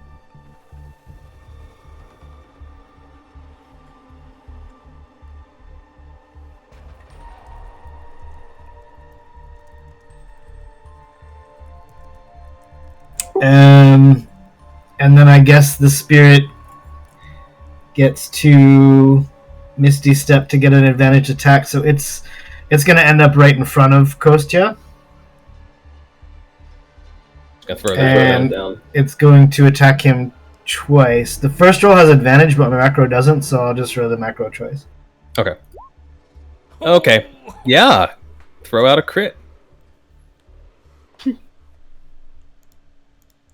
Let's see. Critical hit deck. So it's definitely going to be 13, and then we're going to add in. Oh my god. Septuplet damage. Knave to chops. That thing just runs a blade right up the thing's torso, slitting through the cloak, and that is quadruple damage. Alright, well it's only 2d6 plus 7, so it's 8d6 I guess, but Only 8d6. Nothing too crazy. two of them were rolled. So I guess Roll an additional. Hang on. It's the damage is normally 1d6 plus 3, right? No, it deals 1d6 piercing and 1d6 force. Oh, okay. Gotcha. And then plus 7 on top of that. So keep on rolling those d6s then. Oh my god. The dice are going so right for you guys today. Yeah, I've never crit anything this game. I'm happy to do it finally. We almost never make attack rolls. I do. They usually miss. Hey, you you get D4 to that crit. leave MC Hammer alone over there, alright? Let's see. So that's a total, to be clear, 25 plus 19. Is that what you're telling me? Yeah. Okay. So that's 35. God, I can do math. 44. Okay. Holy And shit. then the second attack. And then its second attack, yeah. That'll hit. 11 more points of damage. 55. It doesn't even roll the force. I'm so confused with this macro. It feels like it's broken half the time. I have to fix it. But anyway, we'll just do 11. It does. Let me ask you one thing. Oh God, I guess it's magic damage because it's from a spell. I never understand with these things. Although it is a summoned creature. Do summoned creatures do magical damage? I know for druids, there's a class feature at a certain point for a shepherd that they're summoned creatures. their attacks are considered magical. I imagine it depends on what's summoned. Okay, that's yeah. I think the creature itself has to say that its attacks do magic damage. I think that's why it does half piercing and half force, because the force is going through no matter what. All right. So do you want me to re-roll that 66 and split it into piercing and force? No, I'll just take the first. I'll just take the first 4. Whatever. Well, no, I can see what they all are. So yeah, give me. You know what? Fuck it. Just roll me 4d6, and I'm going to take those as the piercing damage, whatever they happen to be, and then roll another 4d6, and that's the force damage. Okay. So that is 6, and then another 13. Okay, that's not nearly as good. I guess the +7 is attached to the piercing, so you can half that as well. Yeah. Okay. 19, 30, 29. I don't want to take away that killer roll you had on the first set of 66. I'm just going to take. No, it's okay. I should have split it because it's 2 separate damage types. I just wasn't thinking. Yeah. Well, I didn't even tell you that was a thing you needed to worry about. So, but it will take its damage. I'll take the 4 and 4 for simplicity, but that did hurt it quite a bit. And the second strike, I see piercing damage there, but you do need to give me force damage for the second strike. All right, so that's 5, and then another 5, so another 10. Got it. Oh. That's my turn. Unless I want to move somewhere. I will.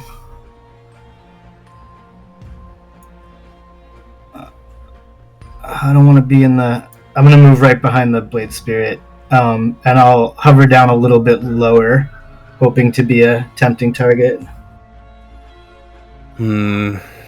Yeah. Hoping. Safine? Yeah. I'm going to move here. I'm going to see that Nimue is down, and some people took some damage. I am going to cast Aid, level 2, so +5 to your maximum life and gain 5 hit points. And then I'm going to use yet another Bardic Inspiration for Mantle of Inspiration. Nimue, and this is that aid goes to Merlin, Nimue, and Ryland. And then you're also getting +11. And so is the one zombie. And I'm going to send one off to 7 in case he wants to use his movement. Okay, that's cool. I'm still just gonna try to block this path as best I can. I don't know if it's gonna work. Go.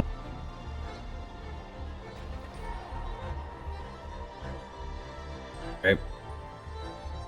Thank you. Yep. So Nimue's Nimue's up and can move up to her movement speed right now. Can stand up. No, Stand up at least. Yeah, I'll stand. and no attack of GTFO. opportunities by moving away. Okay.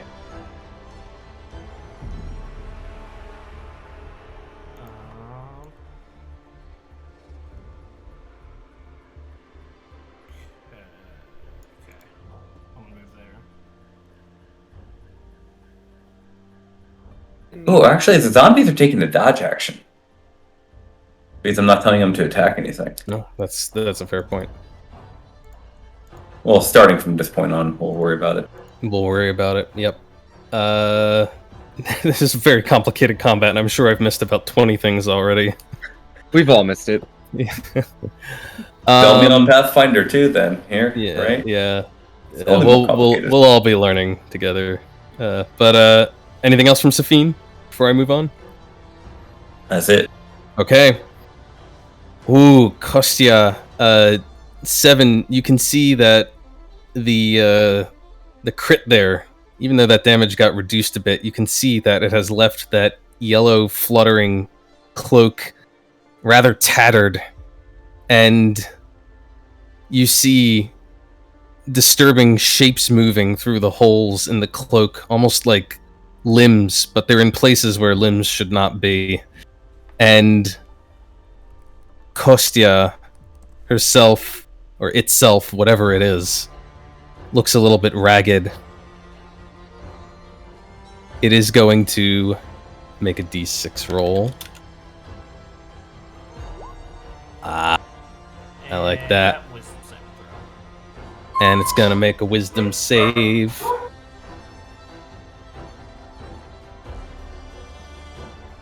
Come on. Hell yeah. Oh, man. Oh, that's killing me. Do I want to... Oh, actually, I think I can get a little bit of both. I think I can get the best of both worlds here. I don't like that. That sounds horrible. Don't do that.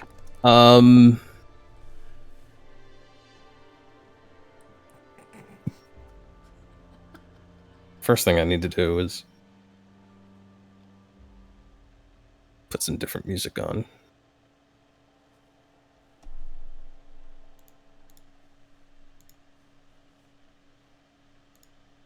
Let's see. So it's a little different mood, but very creepy. And oh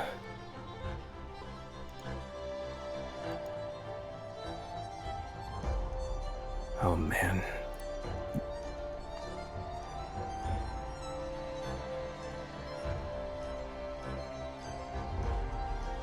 Okay, we're not going to do that one. We're going to do the one that doesn't give you a saving throw.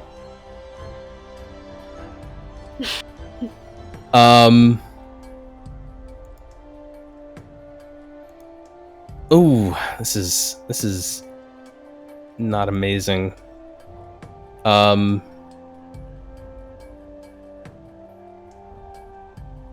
Kostya does not doesn't really want to be where they're at anymore, considering this blade monster thing here. However, I don't think it can move from the spot easily without provoking opportunity attacks. Seven, how high did you say you were right now? I floated down to around 10 feet, just so I was in attack range. He's trying to distract if he can. So you're at 10 feet, which means you can reach down to the 5-foot square.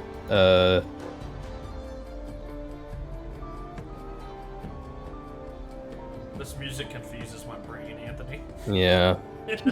Isn't it awful? And it is going to try and make some attack rolls from right where it's at. Now I realize I should have, the last time I had it make an attack roll, I should have rolled the actual die, because if it rolled a 1, it would have missed. But I'm going to do that now. It's rolling at disadvantage because these are ranged attacks. But it is not targeting any of you. It continues to target the creature with the tentacles.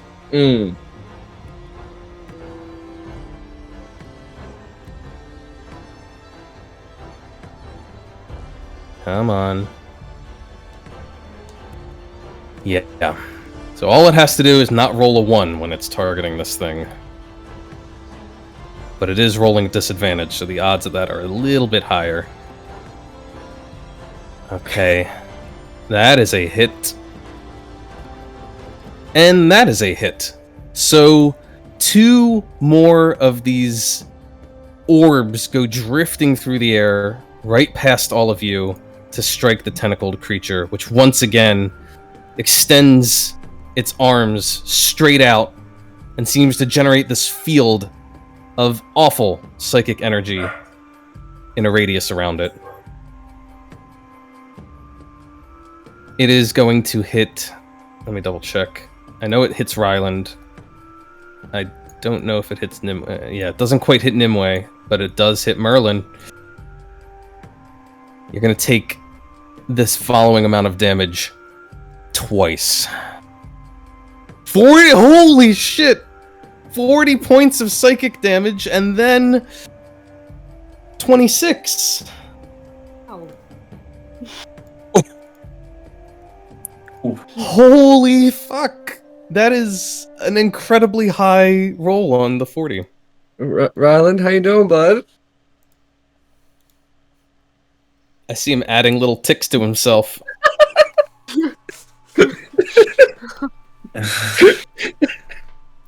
Ryland's gonna go have a little chat with the Eldath. Yep. And Ryland, as you go down, so does your concentration on the curse. Yep, I do.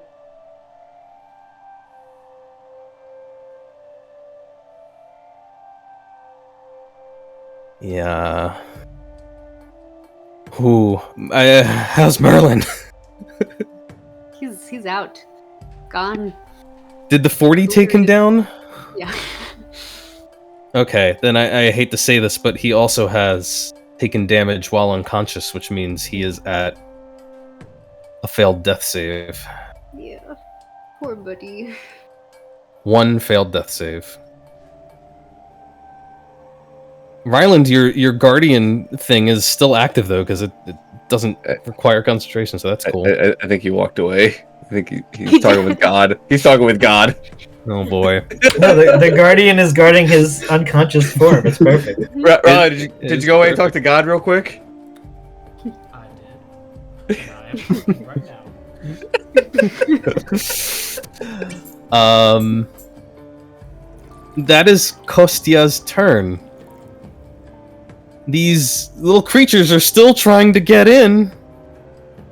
And, Dodge action zombie wall. it is dodging. Alright, so here's the deal. That whole, like, confounding bite effect is now over. It's gonna try and bite again. The zombie has... Well, it has disadvantage trying to bite the zombie, but I think it still hits. Just 10? hits 10.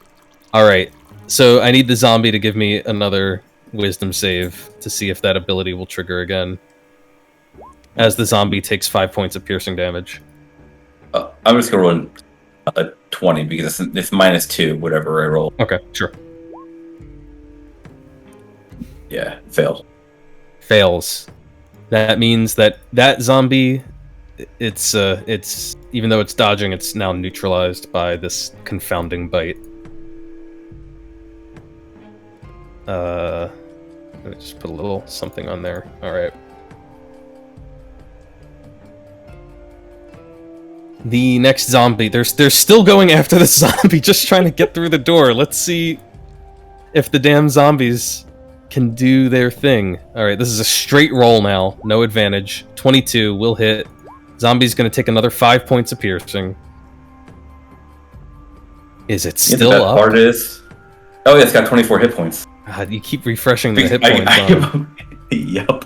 And you know what the best part is? You know what happens when the zombie gets to 0, right? Yeah, I know. It has to make there's that it could potentially survive. Just pop right, yeah. Let's see. This one is dead. And this little guy in the back. Oh. So should have had them. Yeah, they're cycling in and out. They're not dumb. This one's gonna come in and make the bite. Straight attack roll, a 12 will hit the zombie, dealing another 8 points of piercing. They are still trying to get in, but so far, zombies are holding them off. And it's becoming increasingly important for them to do so, because if they do break and flood into this room, you got some down people here. Ryland, I need a death. I don't know what it is. I scrolled up, so I can't see it in the chat. Ryland, you regain consciousness with 1 hit point. Oh my god. It seems that Eldath must have been fucking listening. Wow. So do I still get like an action this turn? That does happen at the start of your turn, I believe. Yeah. Yep, you get it. You get your action. I mean, you're still prone on the ground, but you are conscious, miraculously. Okay. Oh my god. Well, I'm going Kill another fucking... to use half my movement to stand up first. And then I am going to... Let's see, where can I get that? Hold on.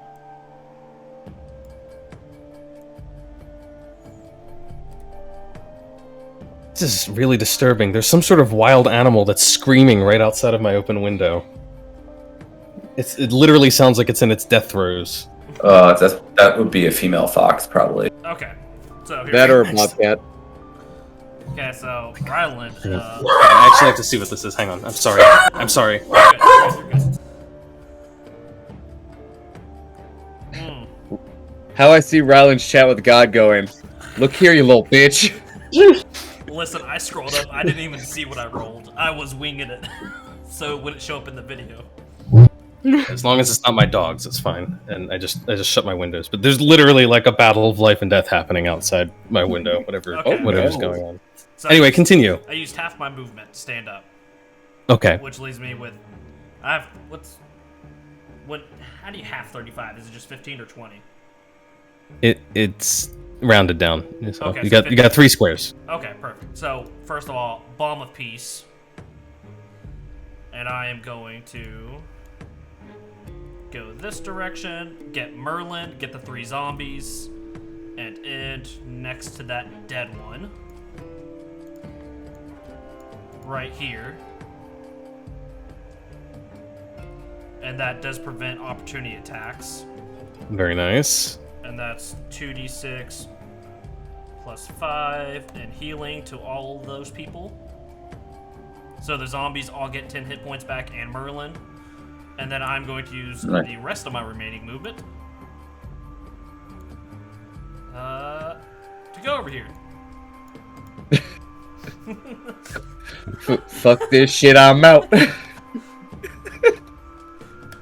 And that will be all from Ryland. Ryland's gonna be in his bubble in a minute here, don't worry about it.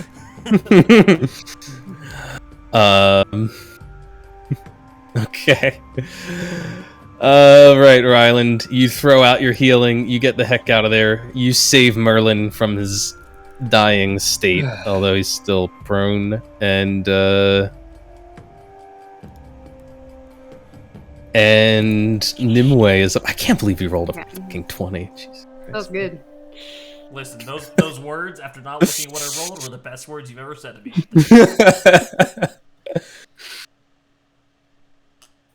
Well, Shit. I'm gonna try and punch him. I think I do. You're punching from all the way over there. That's right. All right, I will say, that's a 10-foot reach, right? It is a 10-foot reach with Okay, dash. I did rule that square to be 15 feet Oh, it should. for its ability, so you'll have to nudge up just a little closer to. That'll work. There That's we go. fine.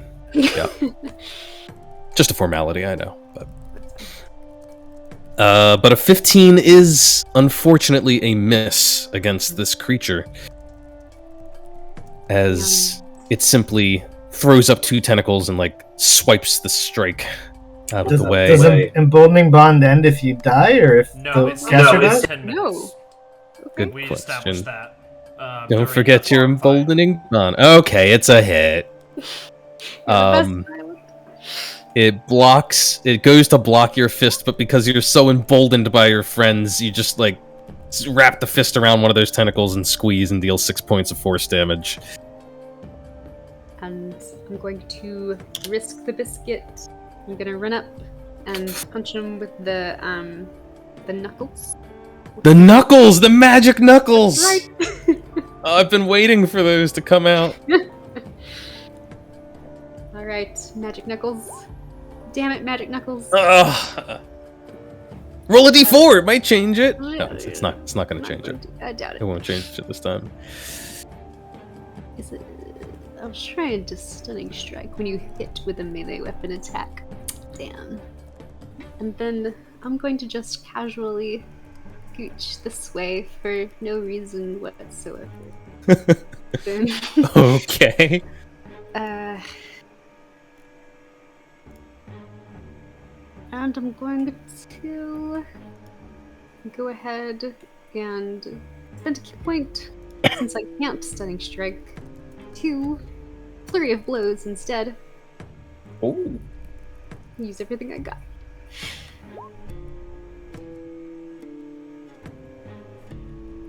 Plus Ah, D4. Nimue, roll the d4. Okay, that's it. 11 more points of force. One more shot. Don't worry, You're just Anthony, like- that backup character is a peace monk named Jorge. Oh, Jorge's coming. Great. All right, I'm so happy. So happy to bring Jorge. I mean, I guess I shouldn't complain. We have like a, we have a whole bunch of Russian named characters. There's absolutely no reason why we shouldn't have, Yes, it is a he. Latin names in there. All right.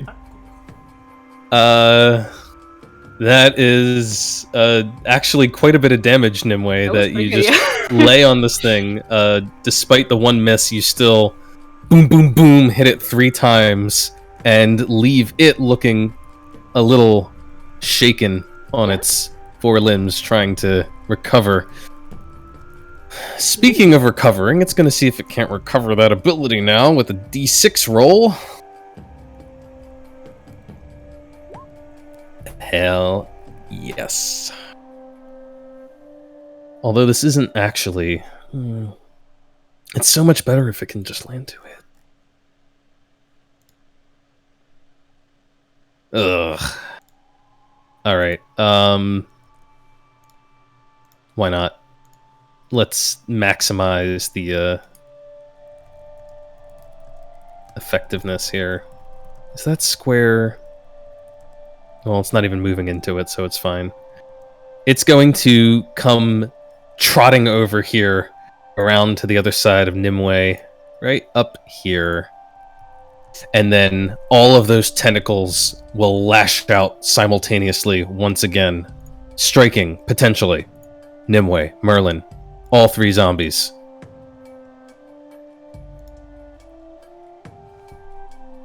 Here we go. First one is against Nimue. But that is a big miss. Next up, Merlin, who is still prone, I believe, because he hasn't gotten his turn yet, right? So did he trigger the Guardian of Faith? Because he was still overlapping one of the squares. Yeah, but it does say when you move into a square within 10 feet, and it moved out of that square, so... Got it. Valid argument. I'm pretty sure Merlin hasn't stood up yet. Yeah, I don't think he's gotten his turn yet, because last round when this thing acted, he went down, so... Wait. No. Wait, He went down from the psychic damage, and then I he got went... him back up to 10. You got him up to 10. yeah, and he hasn't had a turn, right? But he is currently prone because he hasn't gotten up yet. Oh, so it's he's at conscious. advantage. Right. He's conscious because he hasn't gotten a turn since he got healed up. Okay. So the tentacle attack is at advantage against him. It's a 23 to hit him. Yep. The poor Eric Cocker will take another 7 points of bludgeoning damage. Still alive. He's still alive. Hero. Okay, and here come a trio of tentacle attacks for the zombies. One of them, or 2 of them are at disadvantage because the zombies are dodging. But that disadvantage will hit for 5 points of bludgeoning. The next one will also hit, even with disadvantage, for 10 points of bludgeoning. And the last one is a normal attack roll, which will also hit for 9 points of bludgeoning. And that will be this creature's turn. The little critters outside the door, just waiting to get in, are going to keep attacking the middle zombie. Straight attack roll, but that is a miss this time, as their AC is set to 10 currently. Merlin survived the hit, still conscious, still prone. I'm gonna have him stand up, and I'm gonna have Merlin reach over and cast protection from good and evil on Nimue with aberrations. Very nice. Against aberrations. Anything else he's doing? He's just laying there. Stand up, but then that'll be it. I'm sure glad I came across you, Nimue. Vengeance. Yeah, in this situation. Alright. Because there's a giant guardian boy in my way, I'm gonna move this way so I can get a straight line to fuckboy over here. Alright. And use the good old bow with the sneak attack thingy.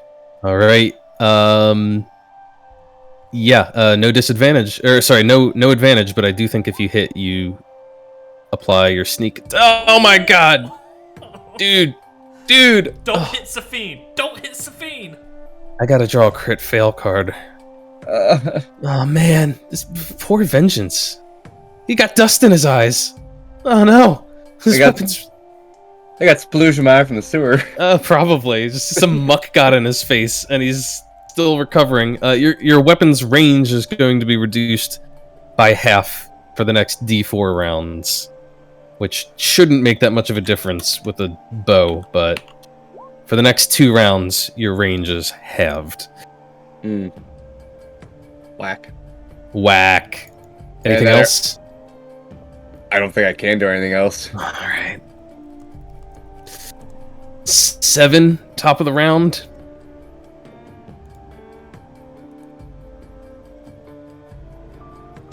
Seven just wants this cultist to die.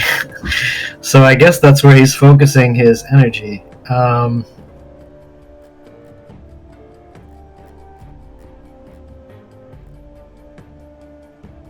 He's going to swing around to the side here. And as he does, he's going to...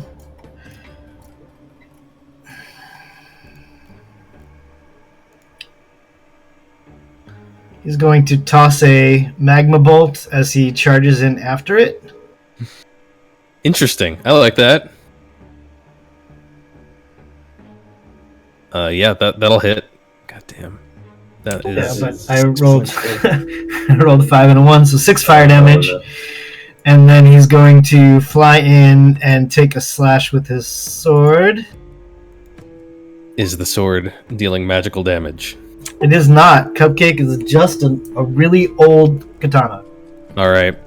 That will hit then. It will deal halved damage. Okay. And then my Blade Spirit's gonna attack twice. When that second strike hits, though, it's going to trigger... Oh, can it? Oh, shit, can it? Hang on, let me think about this. Use its reaction for something? It's using its reaction, yeah.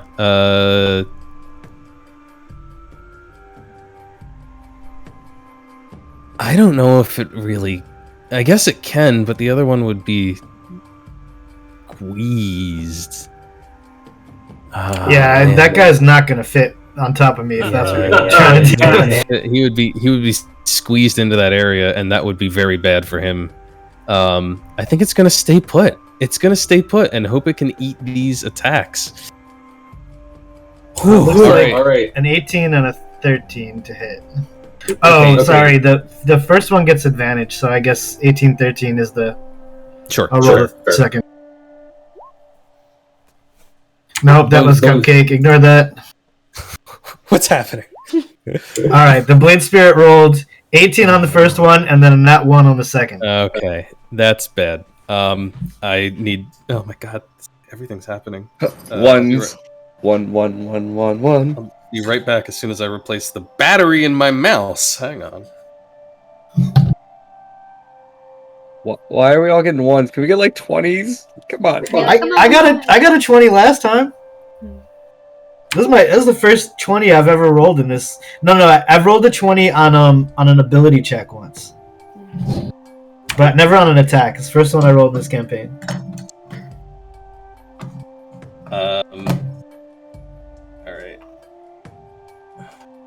I don't think Safine's rolled a regular attack.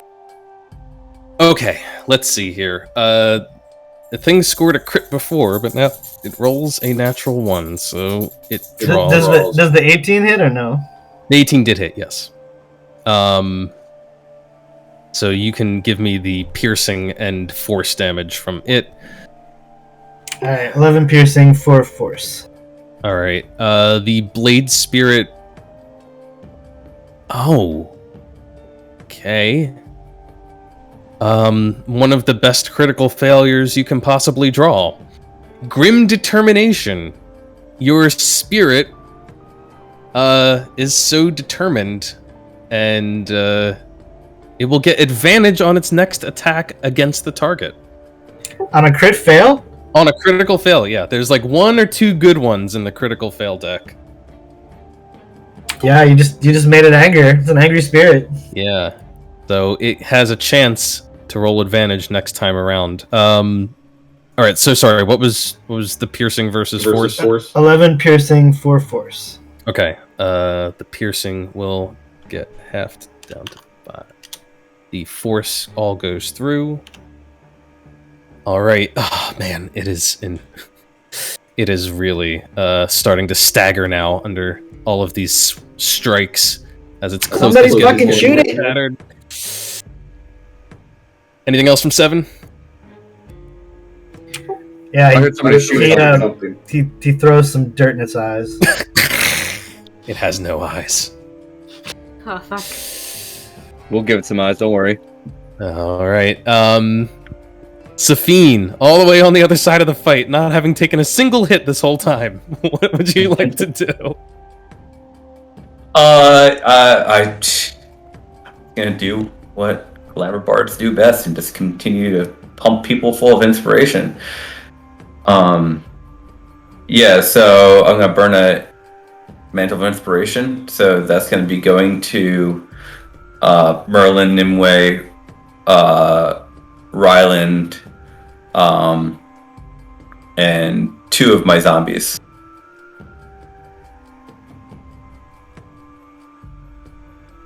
And then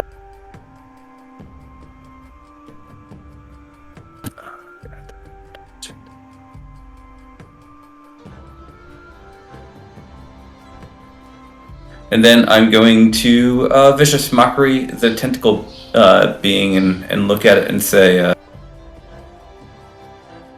tickles usually don't do it for me, but tentacles.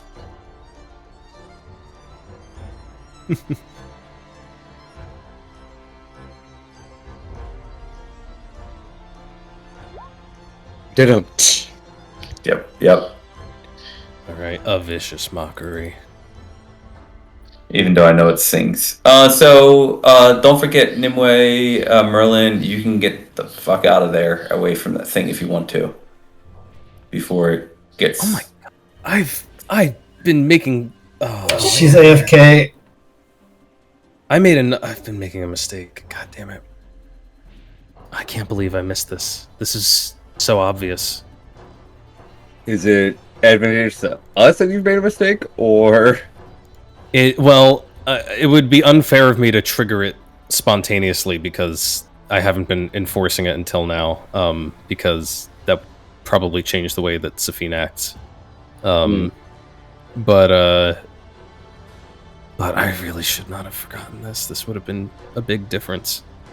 Too many abilities.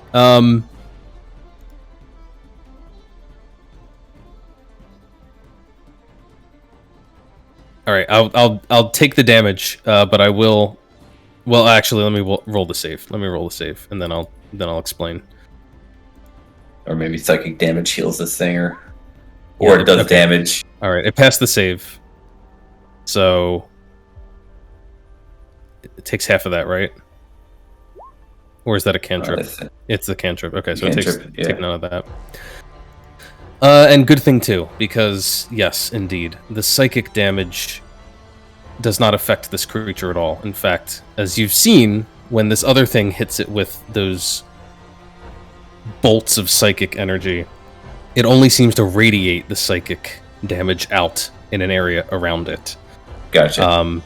So It should not have taken any damage from your vicious mocking, and it should have been hurting your friends every time it did that, but I totally forgot. But it will do that from now on. Okay. Nimue, I gave you 11 and Merlin 11, and you can get away from that thing. Thank you. Can't tell you how many times I read these creatures over and over, like, I gotta get all their abilities right, because they're super synergistic, and then I've forgotten half of them. In the heat of battle. Alright, Heat of the moment. Safine, you keep your friends feeling good about their lives and out of harm's way. We're really starting to spread out now.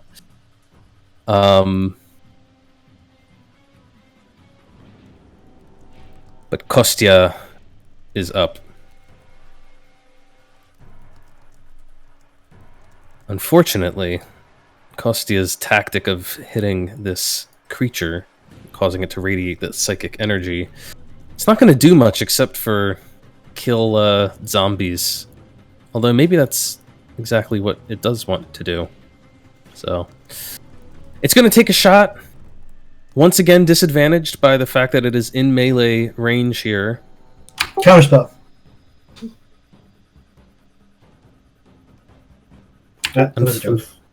Unfortunately, it's actually technically a weapon attack. Don't ask me how. It is not a spell attack roll it's making. I know. He doesn't guess any spells. She, it. Yeah, it's not a normal caster by any means, but it does launch a psychic orb at that tentacle beast and will hit even with disadvantage and will deal 24 points of psychic damage, which radiates out to hit all of the zombies. And shockingly, I think none of them go down from that because Sophie has just been pumping so many hit points into them. But Kostya is not done because she's going to take that second attack. And this time, instead of launching the bolt of psychic energy, is going to bring the staff down towards 7. What? Yes, an attack roll against the thing right in front of it. Blasphemy! It is still technically baned, so there is a d4 being subtracted from this.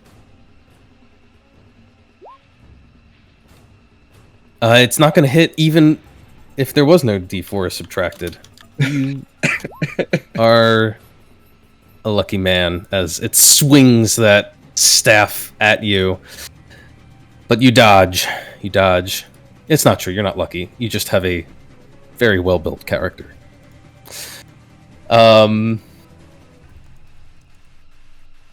And that's all it's got. It took its 2 attacks. That was its action. It could move, but it would provoke 2 opportunity attacks, and right now that is a dangerous proposition. The little gibbering creatures at the doorway are going to do their thing. One of them is going to try to land an attack against the no longer confounded zombie, in the hopes of confounding it. But that's a miss. Yes, it is. And then the one that missed will back off, and another one will come in and try the same thing. That is a hit. 7 points of piercing damage. Okay. And it's going to make a Constitution saving throw. Plus DC 5. 12.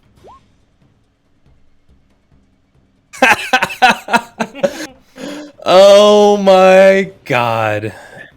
These zombies, though. That is, yeah. That's good. Good for you guys. That's good for you guys. Zombies are holding the door.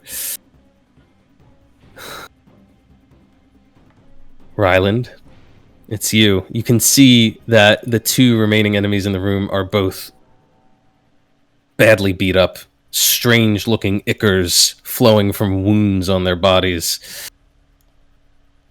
Do you have what it takes, Ryland, to kill? I don't know. Scarlet kind of screwed my move by moving away. Oh, shit. Are you what I think you are, Ryland Nihilo? You can But still I'm do it. Kill him. What coward. about the Eldath here? Will you let these things continue to hurt your friends? Oh, actually, this thing has reach.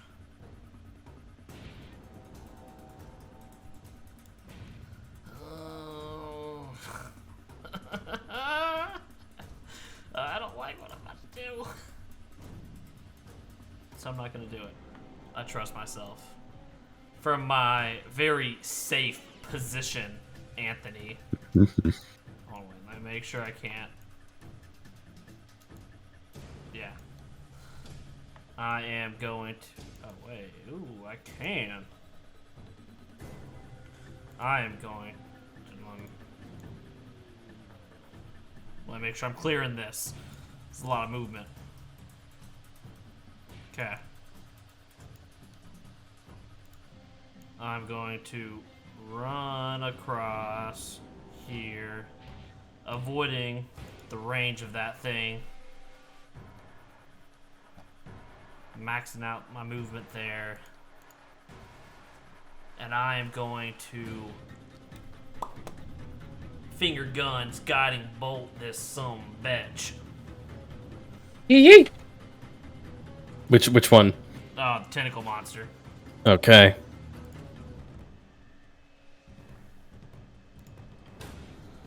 '18's a hit.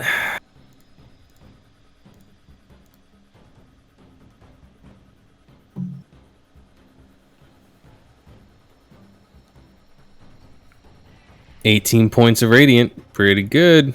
28. Oh, 28 from the higher level cast. Ryland. You murderer. Listen, there are evil things in this world. And you know, this guy in Bolt, it's just cruising right along. It's making wakes in this water. And it's not Eldath shooting is straight. good. No, Eldath knows where its heart's at and what's wrong with it. It's gonna come right up and pierce it. The guiding bolt finds its way directly to one of this thing's leaking wounds, issuing its lifeblood, which is a strange dark purple color. And the bolt strikes dead on and sets alight this thing's innards, whatever strange organs it has within its body, incinerate in Eldath's holy light. Beautiful. The tentacles flail out one As last untended. time, blindly, and then it collapses to the ground, still thrashing a bit.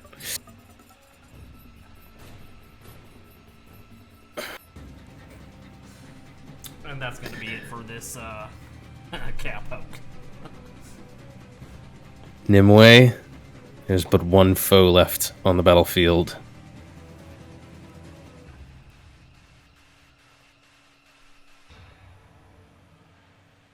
Well, see if I surely I can get up there. Measure. Hell yeah! I'm a run right up there. There is something right there. Yep. I have enough movement speed to get right up next to it. Never doubt the muck speed. That's right. Tuk, tuk, tuk, tuk, tuk, tuk, tuk, splashes through the water. I still have Hunter's Mark on Kostya. I'm gonna go ahead and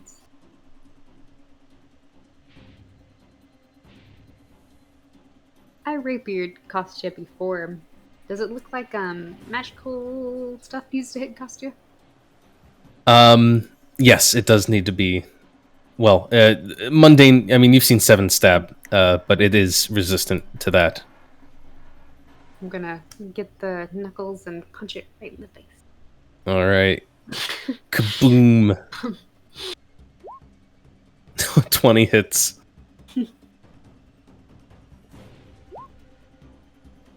And then,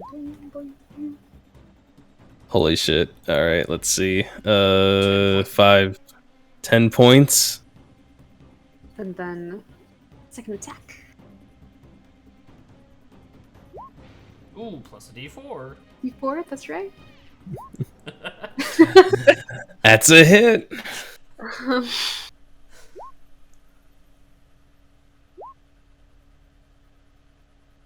Not feeling too good with the hunter's mark. Nimue. How do you want to finish off Kostya? Ooh. I want to fucking get those knuckles and punch Kostya right in the face. Oh my god. You punch this thing right in its shadowed hoodie. Its hooded, shadowy face. That's what I meant to say. And you feel this disturbing, like, softness there, as if there was no bone beneath that mask, as if there was no muscle or flesh. It just sort of penetrates right through and comes out the back of the hood, just blasts a hole right through the cloak.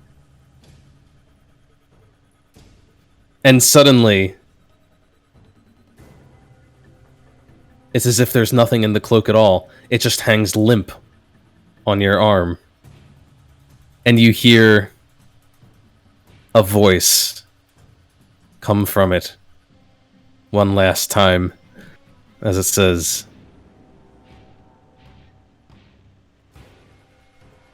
"You do not stop what is coming.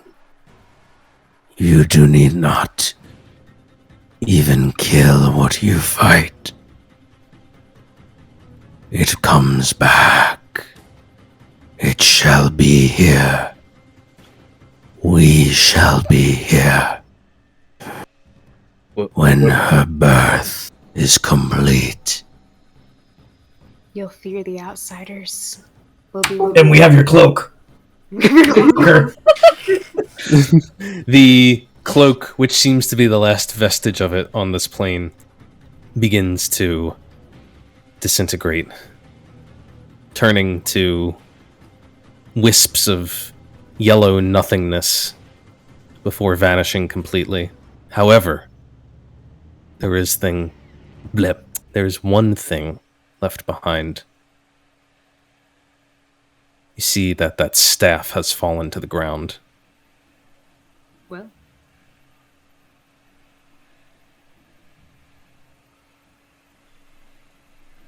you also hear screeching coming from the doorway, as it seems those little cackling beasts have somehow detected Kostya's departure from this plane, and their cackling takes on a panicked tone as the shadows disappear from the other side of the wall. Mm.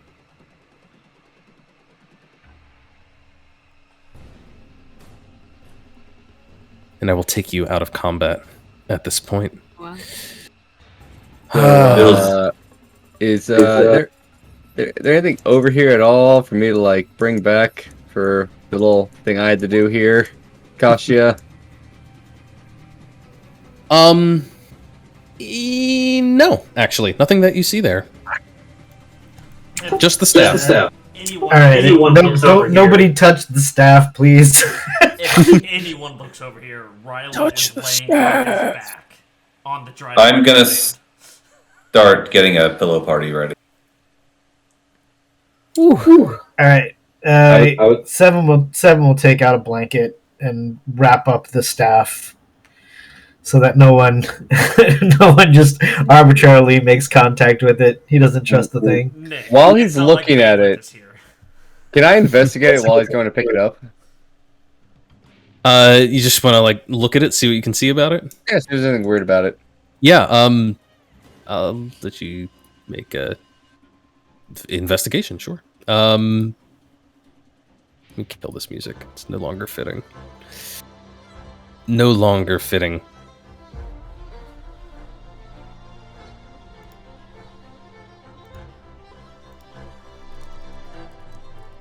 I'm a little sad. I'm a little sad about how it turned out. I really thought I could get one of you. I thought I could get one And of you. still took no damage. I know you didn't. Although I'm fully aware I of have how little something to damage you thank took. for that, because there would have been a crit there. I also took no damage because I was on temporary health added to mine.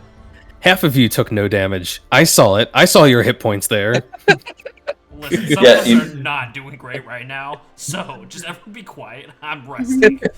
I do have to, before we move on, I have to call out a couple things about that fight. First of all, Seven, I know you were disappointed about the teleporting through the wall of force, but holy shit, did that fuck up my opening. I'm so disconnected. So glad he disconnected. Just disconnect, cry. Yeah, no, that wall really fucked up my opening plays in this fight and really disrupted the first moves that they could make. And then Ryland, that goddamn curse. You brought that on yourself. You came to That- me. I was that- never that- gonna approach him. That fucked up my second round of combat. And I do gotta say, Safine's use of 15 million temporary hit points and aids and all of that, and the zombies body blocking the door, it was damn effective. So I have a side question that I was asking Kevin if I should do it. If I would have casted darkness on the door, would they have kept trying to attack it? They would have kept.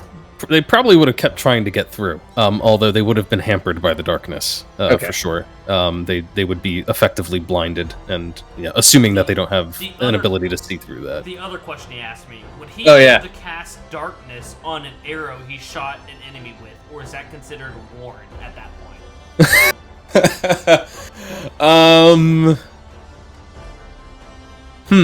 Valid question. I think I would allow that. Because you have to spend the action. carried though, isn't it? Like technically they're carrying it, just not with their hands. Yeah, but I would also let the creature remove the arrow. So, there's that. Not really willingly carried, The darkness would be on the arrow when he's holding it, which is fine. He can do that, and then he can shoot it at the other creature, and the darkness would be there. But I would assume that the creature would then simply yank the arrow out. So, I was already talking. it would have a short-term effect, and it would still be on the arrow when the creature, Hey, Even darkness after arrow it's sounds like a useful ability. Oh, It it's sounds a cool. I was talking to Kevin about that. It's a really weird idea. Like, if I put it on the tail and have it in my hand, it's not seen until I let it go, and that's a 15-foot circle That of is- darkness trailing it. Yeah, you would need to not be hampered by the darkness yourself. That's the. If it's in my hand on the arrow's tail, it's completely Suppose you blocked. could put it on a tail feather. That's very specific. But I think for creativity points, I'd allow that. But good fighting, guys. That the dice definitely helped you guys a lot. Ryland getting back up helped a lot. A couple of big failed saves and a couple of big missed attacks. But overall, that strategizing really, really kept this thing from getting much worse than it could have been. So good on you. Everyone, I found something on the ground here. With him talking about the staff, did I see anything with investigation? It's not a staff. It looks like DM tears. Oh. A little jar of them. I'm not crying. I'm congratulating you. Yeah, the staff is very, very strange. And yet you can even see, like, even as Seven's wrapping it up, some of its strangeness seems to be fading. It was like it's clearly made of wood that looked sort of like it was bloated and bulging in some places, and it had these strange whorls in it. But as the seconds are passing, some of those bulges are like retracting back into it, and it seems to be straightening out a little bit, taking on a slightly more regular look to it. It is made of some sort of black lacquered wood, and it is fitted with a silver head on one end, sort of end cap, and the shape of the head cap, at first you might sort of take it for like a radiant sun, but with that high of an investigation, you realize that these aren't like sun rays that are sticking out from it. They are indeed tentacles that are wiggling and writhing, and they even seem to shift ever so slightly as you stare at this thing. You blink a couple times, and yeah, maybe you were just imagining it. I think that thing should be put in the fire. I do say that in character. Ryland is in the corner, laying down. Ryland's not in this. No. I'm gonna head over to Bubble Boy. Are we putting the bubble like here, or actually in this little culvert thing? It's 10 foot around me, so it's... You better fucking come 5 feet closer then.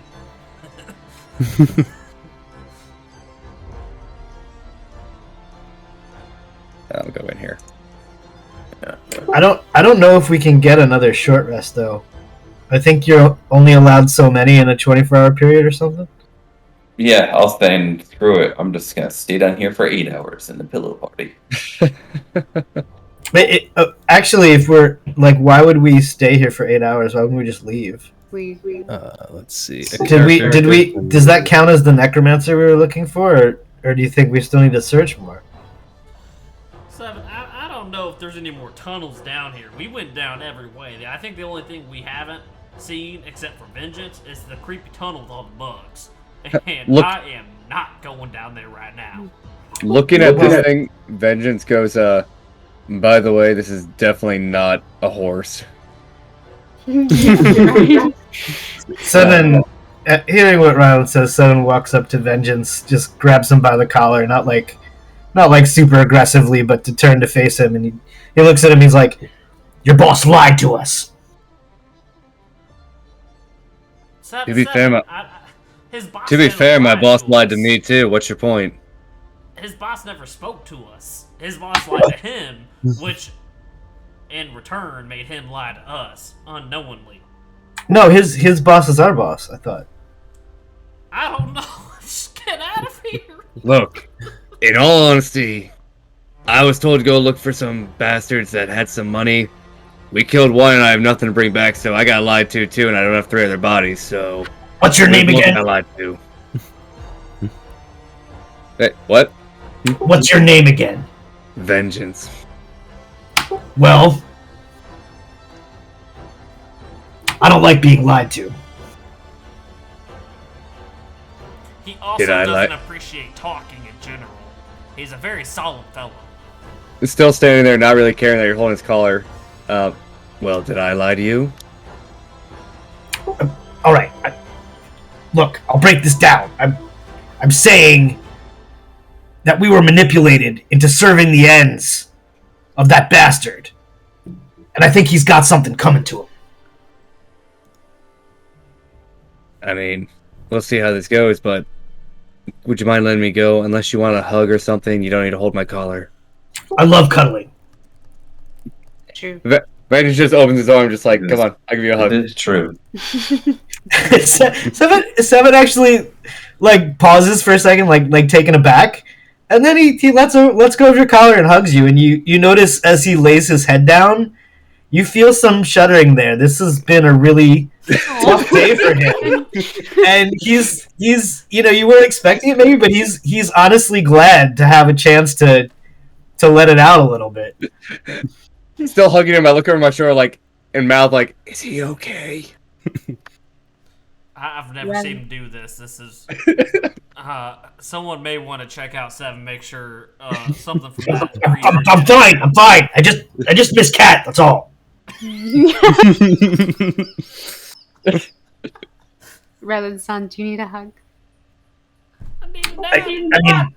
Yes. All right. Letting go of the hug. I turn towards fucking Ryland again. I'm like, so can I finally put the makeup on your face, or are you still a little sensitive about the whole topic? I'm not worried about that now. I just don't want to get blood on my top. As far as I can see, washed out a little bit. as far as I can see, just so you guys know, there's nothing that prevents you from taking multiple short rests. The only limiting factor there is the number of hit die that you have. So obviously, once you spend them all, you can't gain any more benefits from short resting. So, or at least no more hit points. Maybe it's like maybe the rule is like long rests. Yeah, long rests are once a day, but short rests you can take as many as you want, as long as you got hit die to recover. Let's just get out of these sewers. I know the way back. But someone... I'm walking in the middle, or I'm walking... No, I'm walking in the middle. I don't want anything to get me from behind. I can lead. I'll just shout out which direction to go. Before Ryland gets up, he's gonna just hit himself with a cure. Vengeance will start heading towards the portal, waiting for everyone. Like, he'll take point. I'm gonna take a look around this chamber first to make sure there's nothing in a corner that we might have overlooked. I mean, is anything left here at all? You can give me a perception check.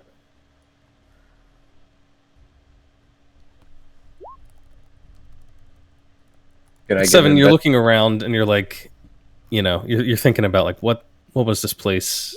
Obviously this has some sort of strange connection with the Queen's meal. You can see little rivulets of the stuff still making their way up to the ceiling.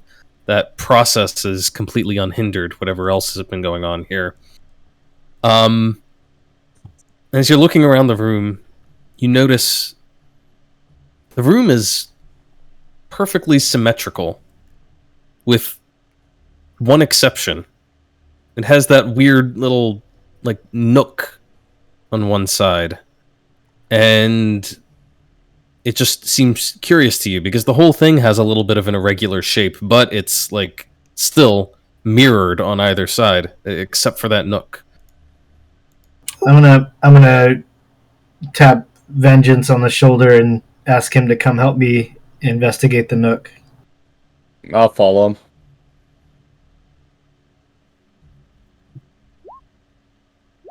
Where are we going? This little guy over here? Yeah, Seven's gonna give it a good searching just to figure out if there's anything funky going on here.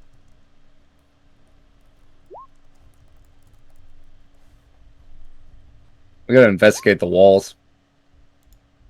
See if there's any openings or anything, or hidden parts or anything. Yeah. The two of you begin searching the walls. As I've described before, they're made of this kind of grayish substance. Really, it looks like it may have once been white, but it's been covered in grime and filth until it takes on this grayish hue. It's ever so slightly soft and yielding under touch, which is a little disturbing, almost a little bit like dough.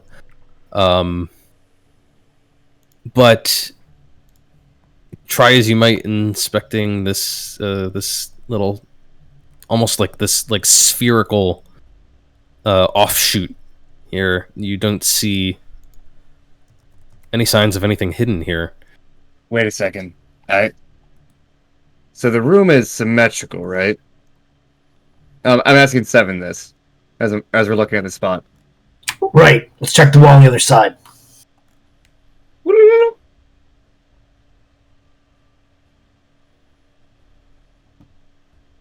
Yeah, then I guess we'll investigate there.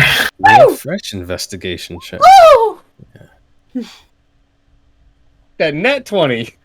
Very nice. Between the two of you, you approach the wall, and here you can immediately see that something has been done to the wall here to close it in. It almost looks as if somebody put effort into like shaping and molding this stuff that the walls are made out of to draw it in and close it, and it becomes clear that there was once an opening here.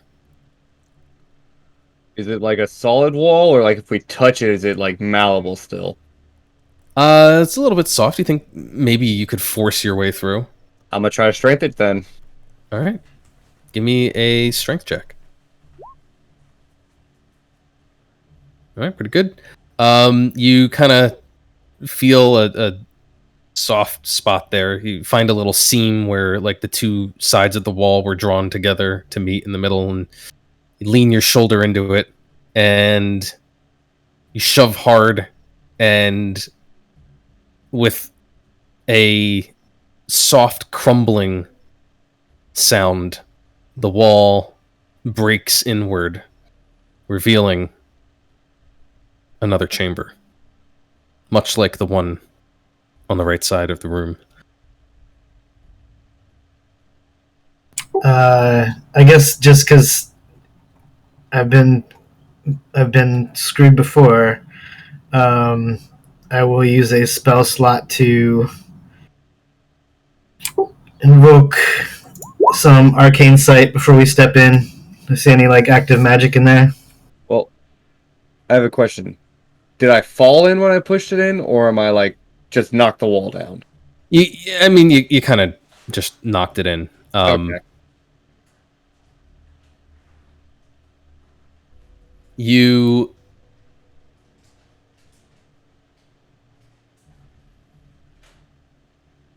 arcane sight. It's detect magic. Oh, okay, right. You take a few minutes, and you bring up your spell. You can detect that there is some magic issuing from that lone chest sitting in this room. Like the chest itself, or like something in it? Like there's an aura that seems to be emanating from it, from within it. All right, is it abjuration or evocation, or none of those? It seems to be necromancy. Okay, I'm going to warn Vengeance before he touches it that there is some necromantic magic hovering around that thing, and it's a little creepy. Sleight of hand in this bitch. Can I like feel around for any like traps or booby things on it before I even try to open it? Or is there even a lock on it? That would be more of an investigation check to check it for traps. So try that again. Fuck. Keep on investigating. Mm. You guys still get the plus D4 right now, by the way. And while they're doing this, quick question, Anthony. Do I have 13. to have spell spots left to do a ritual spell? No, because ritual spells specifically don't use slots. Okay, just wanted to make sure. So I have pulled myself up against the wall from lying down, and I am ritually casting Commune. I'll post it for you. And they can all take place after they're done with all this, because it's 10 minutes. Okay. All right. 13 overall to investigate this chest. Yeah. You take a quick glance and you don't see anything obviously dangerous about this chest. In fact, it doesn't even seem to have a proper lock on it. It looks more like a travel chest, like something that someone would pack up and bring with them while they're on the road. Okay. Just to be safe, why don't we have one of Safine's zombies open it while we stand back? That's a wonderful idea, actually. Fine. And I also I can dispel if we need to. I feel like if it's necromancy, maybe it won't affect the zombies. I don't know. Just guessing. I'll have the one go in and Just open it. Just flick it open.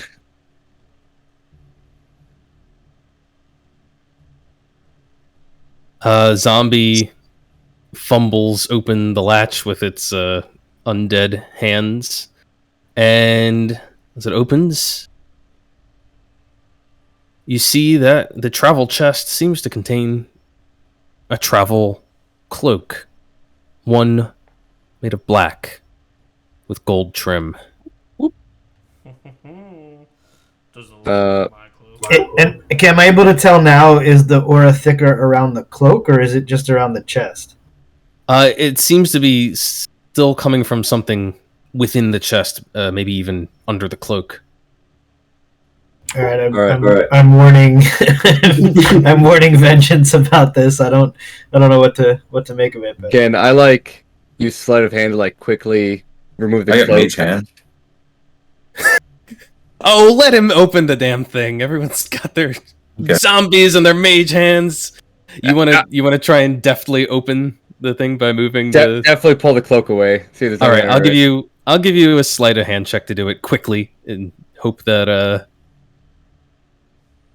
you yank back the cloak and kind of step back swiftly, hoping that everything is good inside. And sure enough, you find that under the cloak there are some personal effects, apparently. There is a pendant that you recognize as a sort of magical focus. It is a golden hand, palm open. You, along with probably the rest of the party, would recognize this as being the symbol of the Mortal Hands, the religious organization. And indeed, the black and gold cloak in your hand does seem characteristic of their style of dress, at least among some of their clergy members. You also find a book. Looks like someone's personal journal. There's a couple other effects that look like they would be the things you would expect a traveler to have on them. Simple, hygiene stuff, a mess kit, things like that. Although you notice they're kind of deep down in the bottom of the trunk and don't look like they've been touched for quite a long time. There is one other thing sitting there. And Seven, if you're kind of peering in from a few feet back, it is the source of the necromancy magic. It's a brain. is it in a jar or just a brain sitting there? Just a brain sitting there. Does anyone have a jar? While he's looking for the jar, I'm going to reach in and grab the journal and see whose it is. Okay. You reach in, grab the journal. If you flip it open, you see that it is marked on the interior with the name Kostya Yanovna. I'm going to send you a message to tell you what I'm doing with the journal. Okay.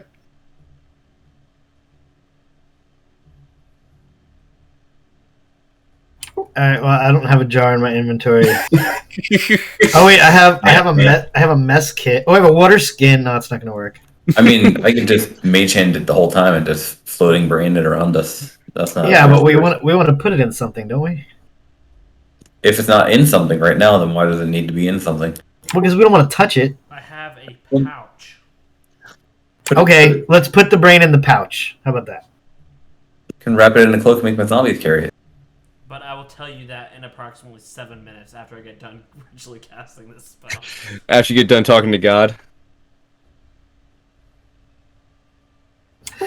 Seven is getting desperate. He's talking to one of his swords out loud, trying to convince it to summon a jar, and it won't do it, and he's really mad.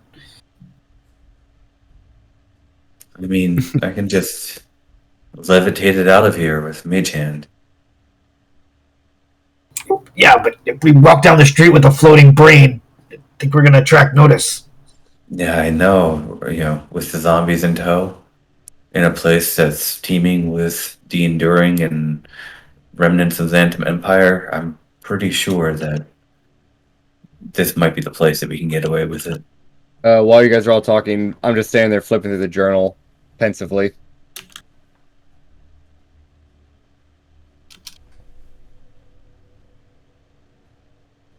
All right. Well, we're gonna wait. We're gonna wait until Ryland gets done and offers up his pouch. And then we'll put the brain in the pouch, and I guess we can take the other stuff too. I'm gonna keep the cloak on me, but then I'm gonna grab like the side of the chest while I'm still reading the book and like slide it towards the opening. For you to grab it out of the room. Well, I don't want to keep the box, but yeah, I guess whatever things are in there, we'll toss them in my bag to look at later. But yeah, we want to put the brain in the pouch. I don't like the idea of a floating brain following us around anyway. It just wants to be your friend, that's all. So a pouch can hold up to 1/5 cubic feet or 6 pounds of gear. It is a 1/5 cubic feet. I think that fits a brain. Yeah. Yeah. Listen to the teacher. 1/5? Safine, issue with your plan there. Who's picking the brain up to put in the pouch? Mage hand. Mage Hand. Ah, gotcha. Just tempt the zombies. Be like, you have to carry the brain. No, you can't eat it. I feel like if this was one of those old text adventure games, we'd be like, place brain on staff. Get brain. Brain with staff. Put brain jar. No jar in inventory. Jar not recognized in inventory. If Ray was, he could just eat the brain. Use brain on lamp. Put brain.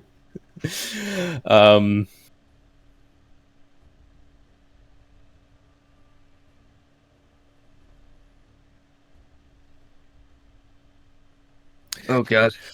Okay. So you're just hanging on to the brain, or you're waiting on Ryland. I just want to let you know I'm rolling a nat 20 on animal handling right now because I'm petting this black cat and it hasn't attacked me. Very nice. You contact your deity or a divine proxy and ask up to 3 questions that can be answered with a yes or no. You must ask your questions before the spell ends. You receive a correct answer for each question. Oh, you receive a correct answer. All right. So you might receive unclear as an answer if the question pertains to information that lies beyond the deity's knowledge. Cool. Okay. What do you have to ask of Eldath as you finish the last bits and pieces of your ritual, and you feel a wellspring of divine energy I'm assuming these questions don't have to be out loud. bubbling up in you? Sure, you can ask them silently. Okay, so the first one would be Hildeath. Just going back and forth here between experiences right now. Would the people of the realm of the Fae Queen be better off without the Fae Queen?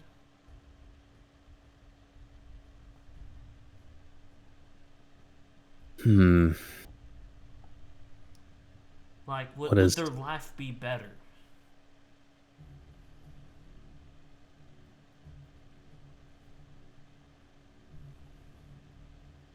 Thinking about this with Eldath in this place where the worship of other gods is specifically shunned.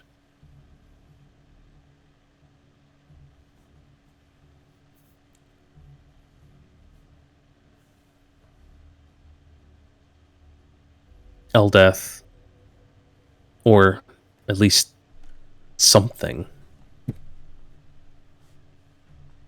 replies to you.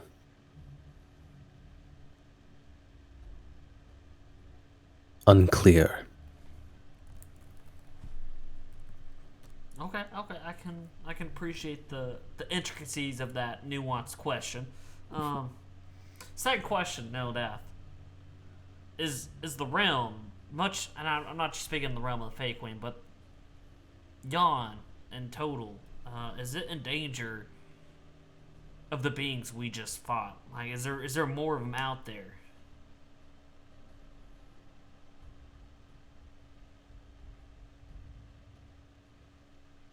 The voice comes back in your head. That's 2 questions. I was just trying to like specify the question. Is Yon in danger of the beings we just fought? Yes. And I guess the real last question I have for you, man, I haven't really had time to think about it much myself, so I just thought I'd take the short road here. Is vengeance someone that can be trusted? Bitch.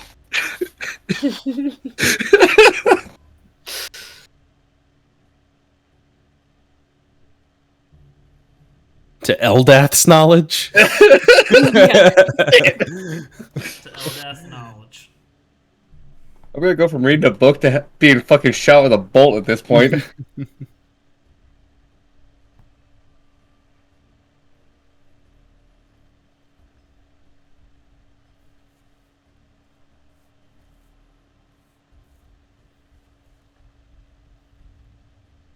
You get a little bit more than just 1 word back on this one. Oh no. Where goals align, so too our alliance is formed.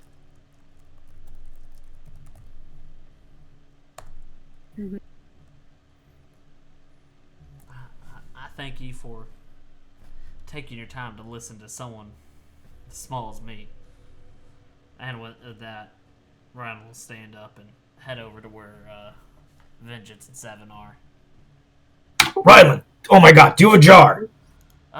You know, I don't have a jar, because if I did, it would have been broken from that time I just got smacked the heck out of by that thing. Wait, what? What, you got smacked? You look a little messed up now that you mention it. I've had better days, but I'm trying to keep the blood off the white top at least. The cloak's helping.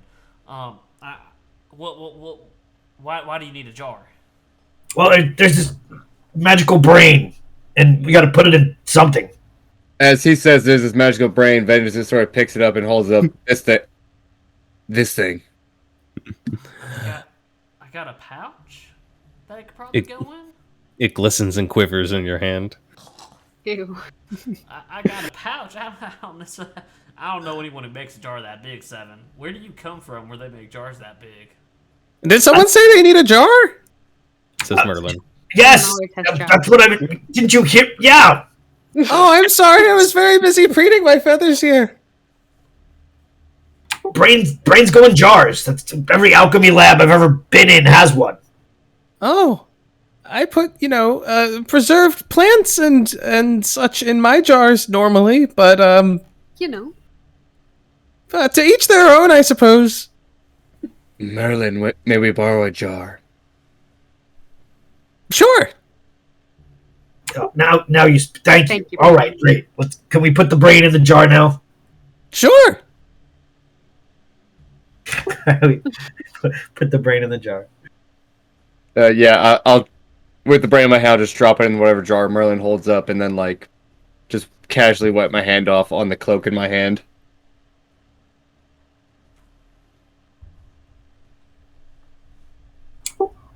I think Vengeance is also going to grab the pendant and see if there's a name or anything on it. The one that's of a hand.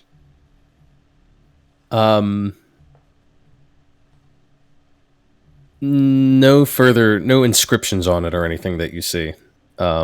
Just the open palm, the fingers pointing up. He's gonna keep the journal, necklace, and cloak, and kind of just shove it in his bag, and then say, "Whatever else you need from this chest is all yours. The things I took are for what I was tasked for by fucking what's his goddamn name, Dimitru. Mikavici. I used his first name, same thing."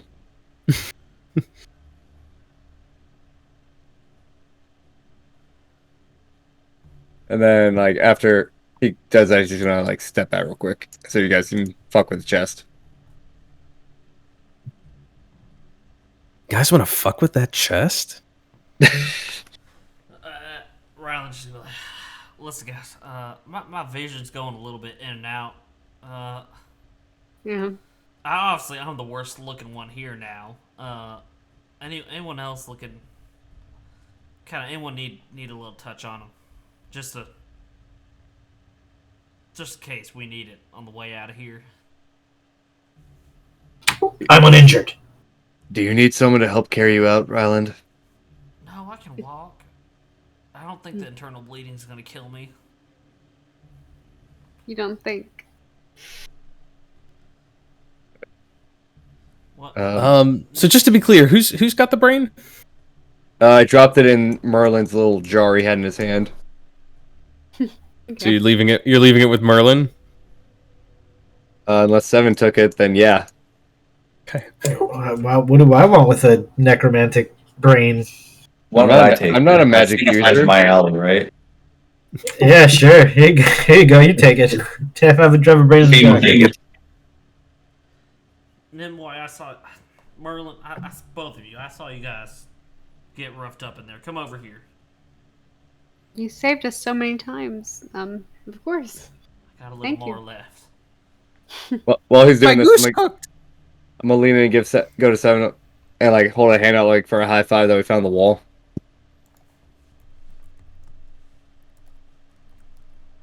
Seven stares at your hand and walks away.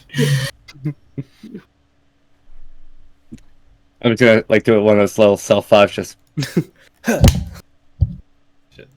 Hitting my microphone. Thank you, Raven-san. Nimue, I'll give you a little hug. Too tough. Not a good time. Kill you, yeah. Do like 2 hit points, kill you. Am I able to search all the bodies for the arrows I used? Yeah, sure. Would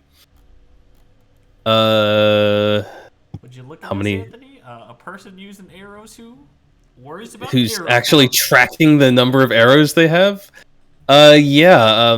Do you know how many arrows you used? 3. 3. Okay. If you take a couple minutes, you can look amongst the bodies, and you can recover half of them. Round it up. 2. 2. Okay, I'll take that.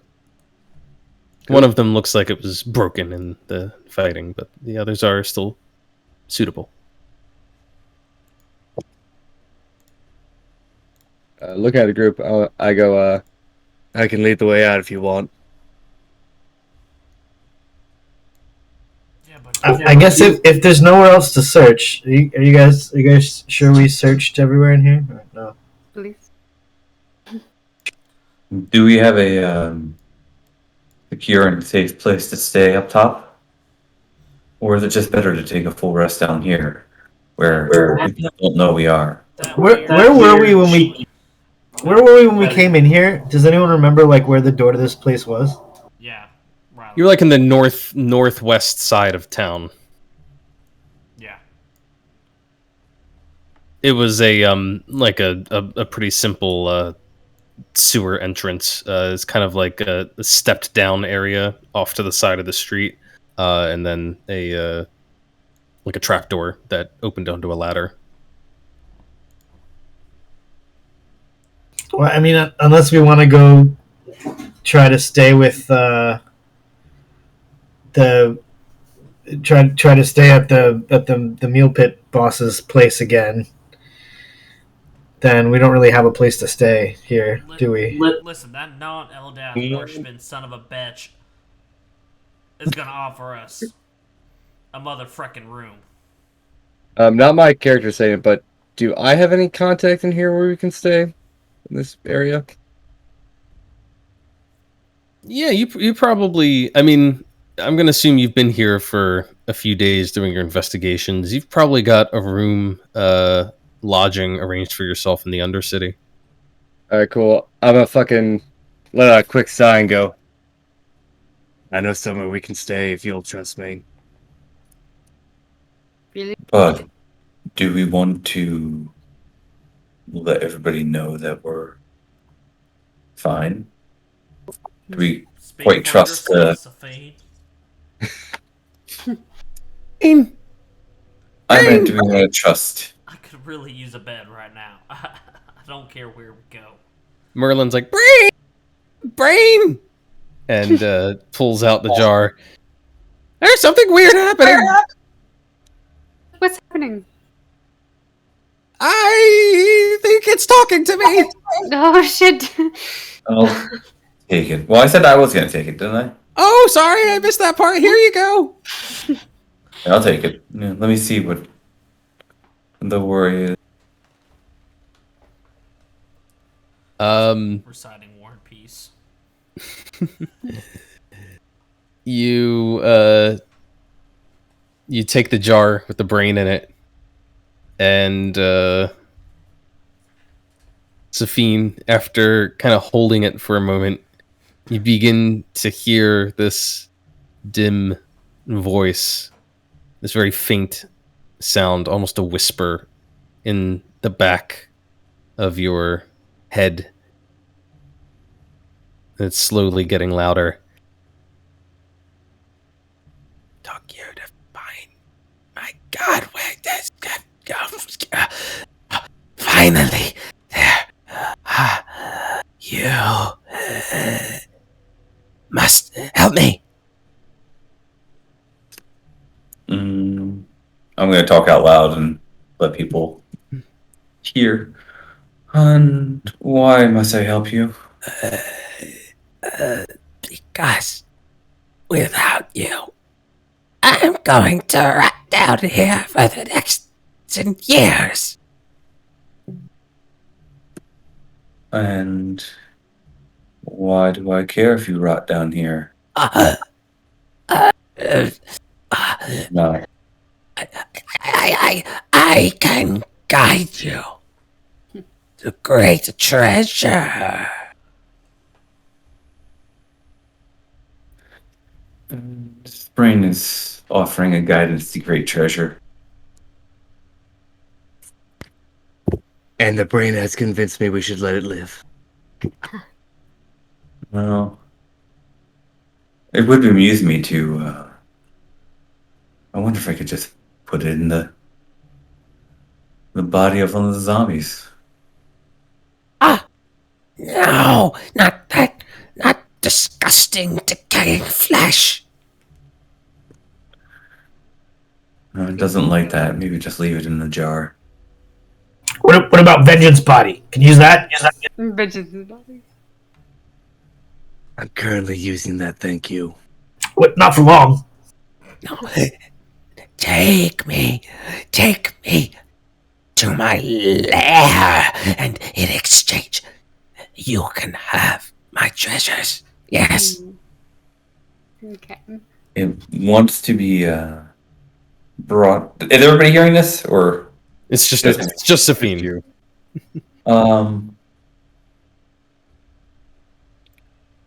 It's just telling us where it has some treasure stored if we help it out. How far is it? We're really tired. I tell the brain, we'll talk after you rest. But I'll take you as far as where we're going for now. Please, take me to my lair. Yes, I am doomed to an eternity The more you bother me, without sound. Nothing. But I will leave you if you do not shut up. Okay. Yeah, I hear you. Loud and clear. But for now, you're coming with. Okay. Seriously, my lair. Safine's not saying anything about the word lair, by the way. Yeah. Just in case, it's like, what could I get out of this? What are we willing to go? But just don't say the word lair from the brain. Now that we've decided to listen to a brain without a body, are we ready to go? Get out of here. Okay, well, sure. I'm gonna step through the portal. Okay, you step through. Actually, the portal has sort of faded away along with the destruction of Kostya. Seems that somehow the being that was inhabiting her body was also keeping this magic in effect, and it is now gone. All right, well, we gotta wait for Ron and then for him to tell me what ways to go. Or, yep, there he is. Well, I'll ask you this: are you guys simply reversing your directions to get back to the ladder for now? Yes.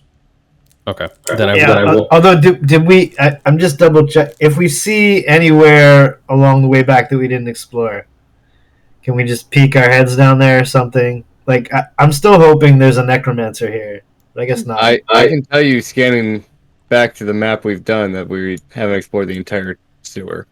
There are, I will say, a couple of ways that, as if you're walking back, you'll kind of realize, like, okay, right, we didn't quite go all the way down there.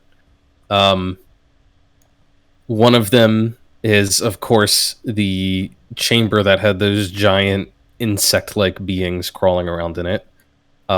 It looked like it had other passageways leading out of it that you just turned around and avoided.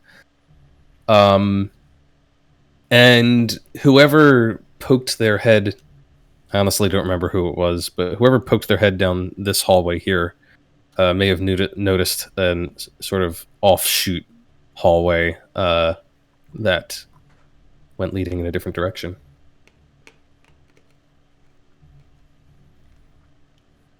That was going to be the long way back because that tunnel collapsed here. So we were going to have to go the long way back around, including that direction.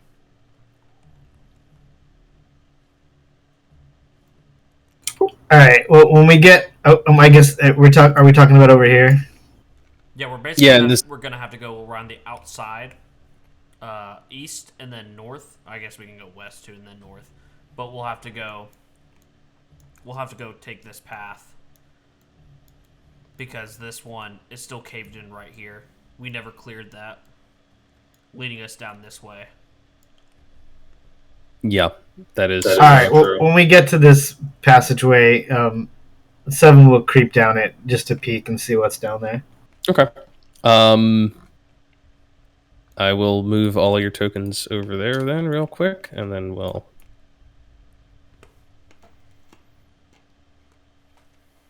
do that. I'm just going to get you all... You sure you don't want to throw a T-Rex at us the last second here, Anthony? Does Seven want to creep down? You want to send Vengeance down there for shits and gigs? You know, since you want to use his body for a brain. No, it's fine. I can teleport back if there's nonsense. Ryland's 100% not going down there. I'll tell you that much. Since we're here, actually, like, if I look down this way... Yep, the bugs are still there. Nope. Fuck that.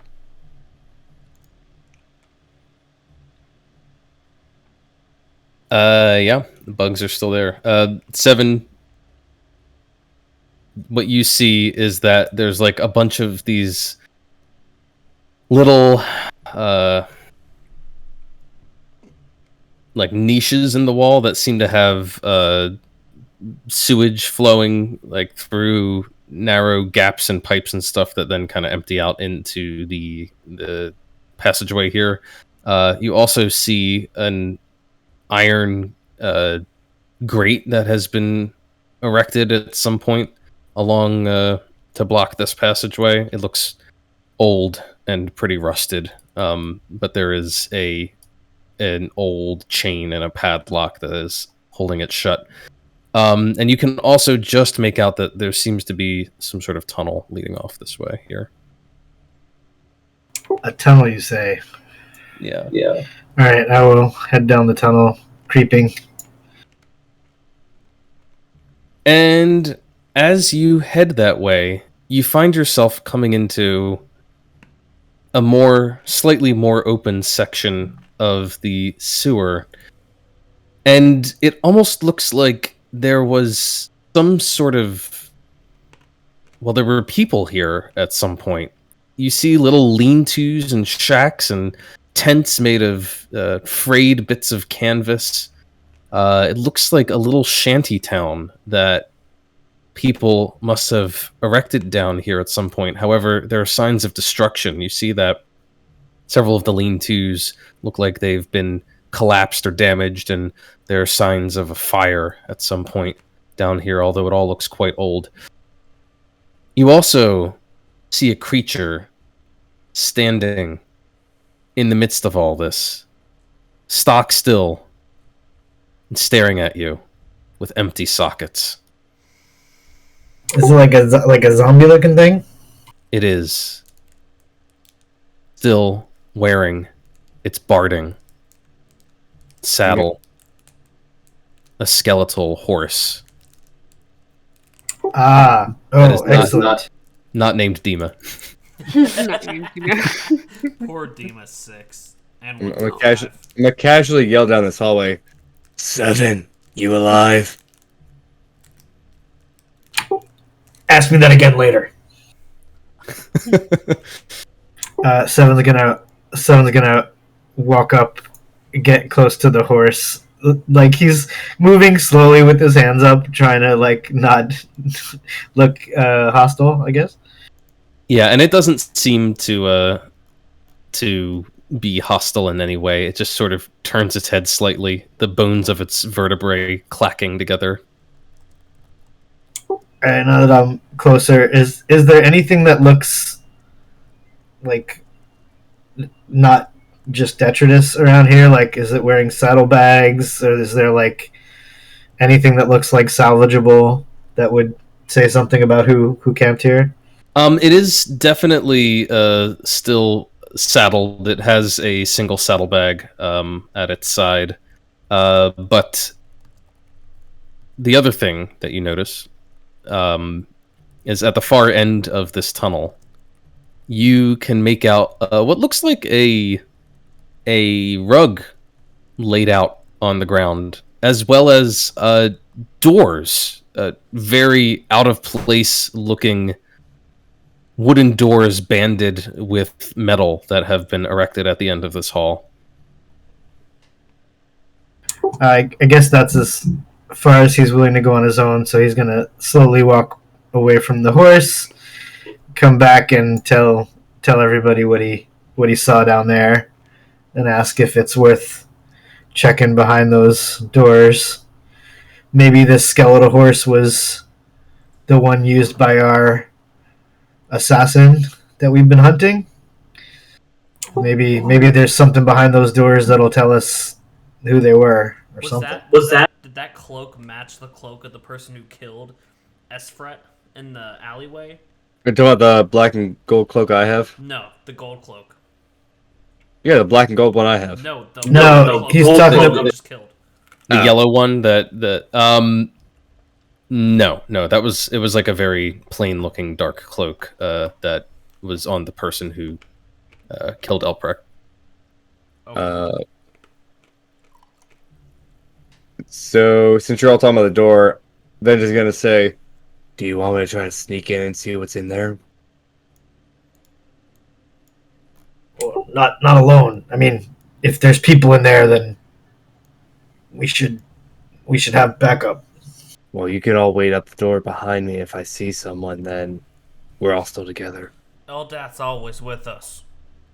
It's the only backup I'll ever need. Besides you four.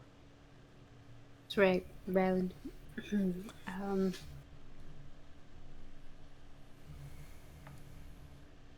Okay, so that's a yes. We're gonna go open the doors. Yeah, let's try. Open those doors, Seven. All right. Let's whoever's coming, come down, and we'll go down this hallway. And... Ben's gonna stop when he sees the horse and he's Do looking you want me at Riley. to spend 10 minutes and put up a pillow party with everybody in it, and then you can go run and open the doors, and if it's bad, you can run back inside. Oh, that's a good point, because then I can... Yeah, all right, let's do that. Make a pillow party in the hallway. All right, look. So Well, if you we make can't all fit in the hallway, we'll have to do it Look. back here. look, if you make that pillow party here in this little shanty town, and I walk through the doors, if some there, I can run back in. They can't get in, right? No, you can't get in if you're not in it when it gets erected. Yeah, I'm saying when it gets erected, if I walk out and through Yeah. the doors, I can jump back in if it's bad, right?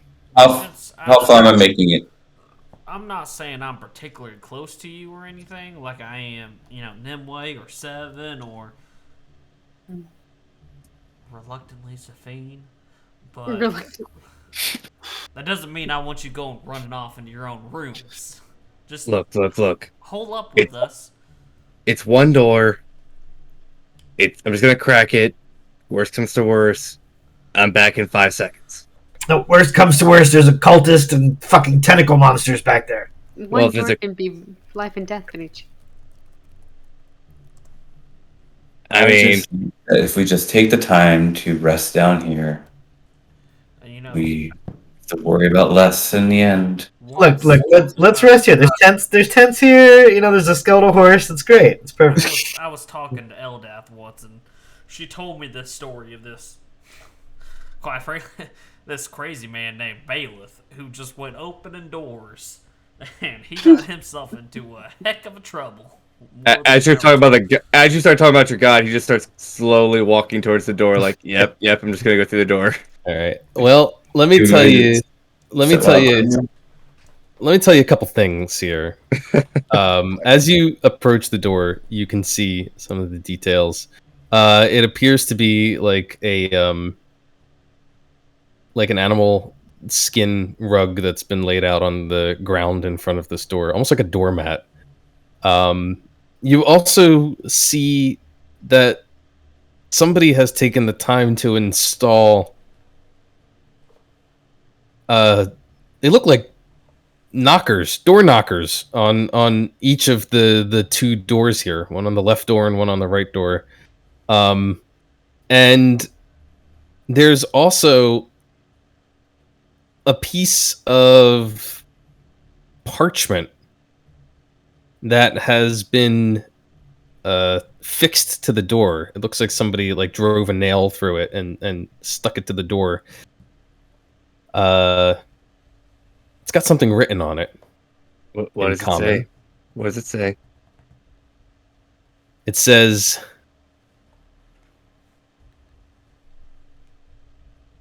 well, I'll just post it in here for you.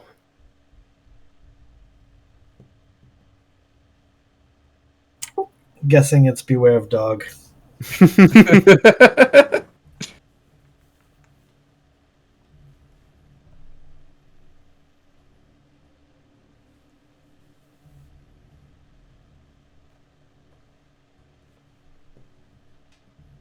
I'm a.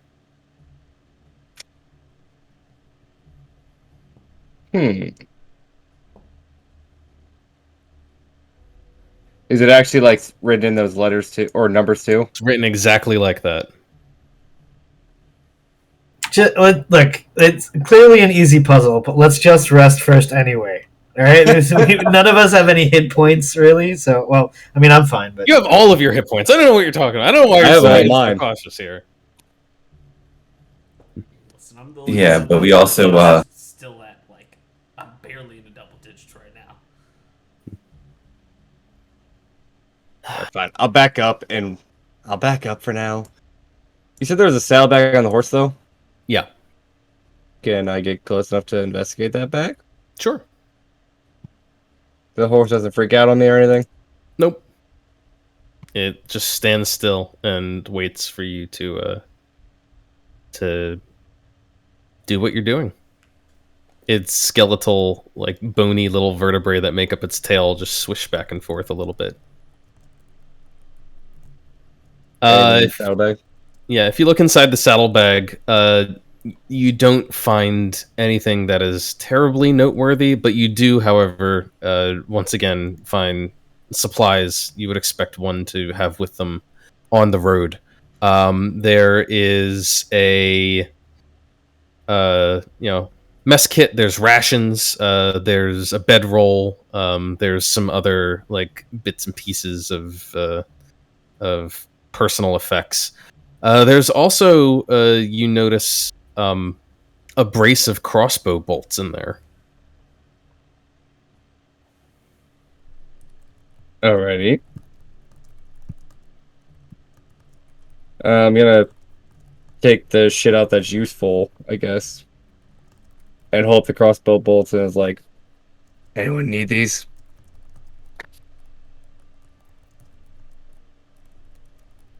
Yeah, if there's anyone here murdering a co-conspirator, then they might be useful.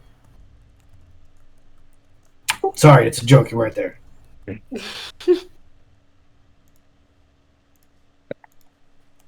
I kind of just like throw the fucking crossbow bolts over my shoulder, then like whatever. What of value is the thing that I can just take for shits and gigs?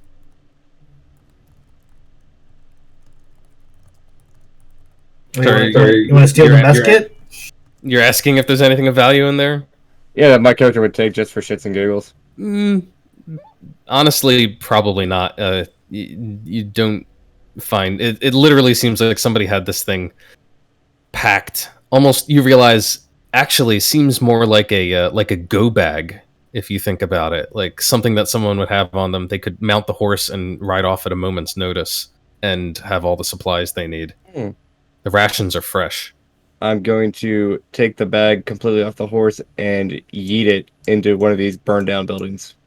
Okay. Burned down buildings? What? These buildings are burned down. They're not actually up. Oh, I can't see whatever the hell that is down there. So. Well, we'll come down here because we're gonna rest, right? Wasn't that the point? Yeah, we're resting up here because we can't all fit in a hallway shack. No, it's not come a down hallway. here. You can definitely fit. Never mind. Let's just, we'll go back here and rest. It's fine. There's little tents and stuff. All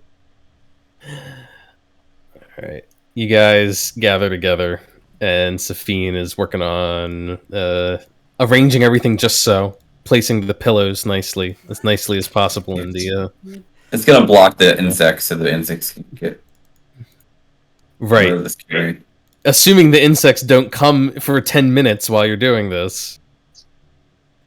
I'll squash whatever insects I see with my staff. These are very large insects, bud. You're not squashing them with your staff. Insects. Never mind.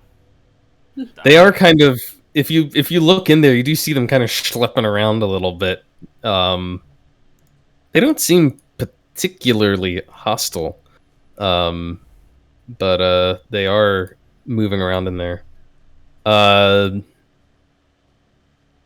10 minutes do come and go. The pillow party goes up, and if you guys are looking to get a short rest in, you can. I want to sleep for like 24 hours. At least a minimum of 4. You're trying to long rest in here? I would like to. Otherwise, if Yep. we're not long resting, it doesn't matter. We should continue. Well, you can do a long rest if you want, but you'll have to wait more than just the 8 hours because you got to wait for the full day to pass and then get your 8 hours or 4 hours in your case of rest in. I don't even know what time of the day it is, Anthony. Yeah, that's a good point. You have really no sense of it, but you don't feel tired enough to just pass out quite yet. You feel awfully beaten up, but not like sleepy. You know how it is. With how low its Yeah, health not is, tired. you could knock him out pretty quickly. Yeah, I would say that you let's see, you started off in the morning and then you came down here in the afternoon. you probably need to wait about another 8 hours before you can even begin the long rest. But if you want to spend 16 hours down here, you sure can. No one's gonna stop you. Let's just keep going, Please, guys. please no. Yeah, let's just keep going. Let's go. Yep. All right. Well, I'll But you can tell do the short rest, though. You can do the short rest. No. Okay, No. it's all or nothing with you guys. Fine. That's what short rests are I'm for. already at Multiple 5 hit breaks dice, Anthony. along the way in the don't- middle of the dungeon. I don't know if you're gonna throw a fucking No. galactic earthworm at me fucking when we get back to the ground, so I need some hit dice just in case. I'm not willing to burn You're all of them. 100. Okay, fine. Just walk around with like 11 hit points then. Yeah, so That's your business. let's just go up top then, and come No, back down. I mean, I feel like there might be clues inside these doors. It sounds like an easy puzzle. Let's just do it. Let's Let's just do it together. I don't want to like. It probably just means you got to knock the right knocker once, and then wipe your feet, and then knock the left knocker 4 times.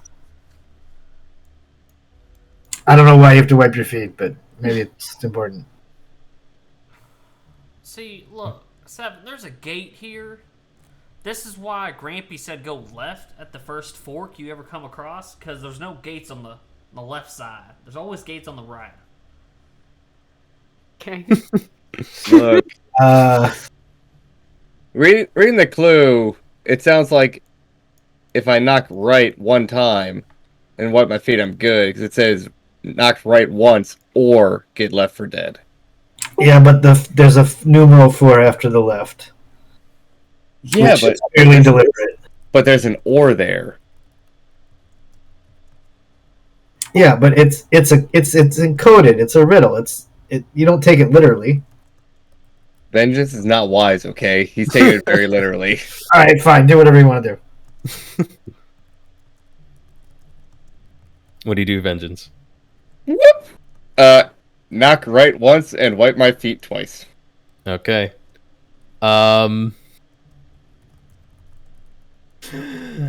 Okay. You knock right once, wipe your feet twice, and the doors open.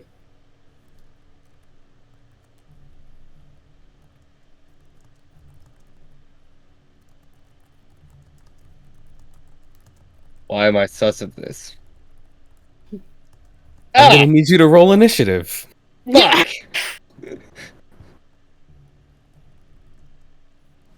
All of us or just him? Legitimately. Yeah. Oh, all of you. Oh, fuck. This is all you, Vengeance. Great. This is why I said let's just leave. Extra luck enough, right? I have a feeling that, much like last week, we're going to have just enough time to set this up, and then we'll probably have to break. But let's do it. Zombie. Zombie. Zombie.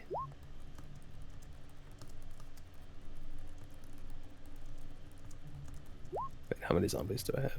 3. Okay.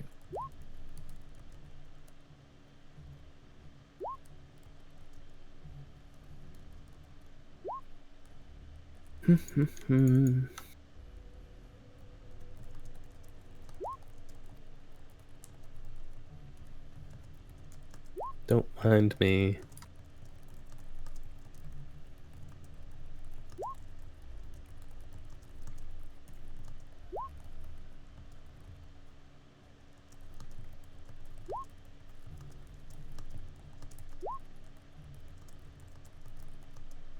And let's Oh, see. boy.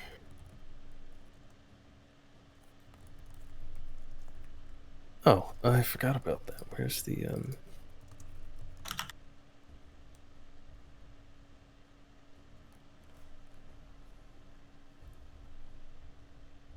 Did I set this up? Could have Alright, sworn so- I did. I did. Okay, great. Note to self, Vengeance is not allowed to do puzzles.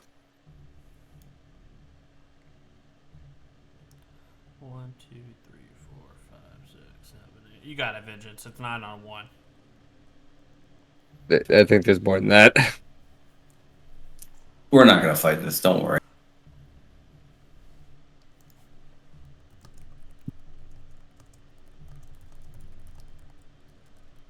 Okay. Ryland is first to act. I'm not doing anything. There's no complaint action. There's no complaint. I am just coming up here and be like, you got this, Vengeance. You're doing great. Get him. I'm Keep giving this in him mind. my words Keep this in of mind. My first inspiration that action. have My first no action is effect. going to be to go and run straight back.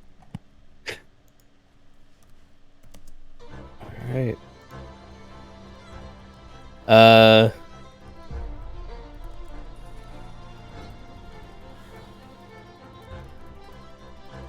Vengeance. No. You've seen some things stirring in this chamber with your dark vision. Lots of shapes that were kind of standing around mindlessly, which are all now turning to look towards the open door. One of them is a skeleton with a short bow who takes aim at you. Oh, this looks familiar.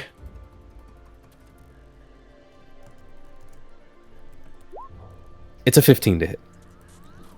Ties my AC. Ugh, okay, that is a hit. Tying AC is a hit. I thought tile goes to defense. Nope. Not in this campaign. Not on attack rolls. Ah. Well,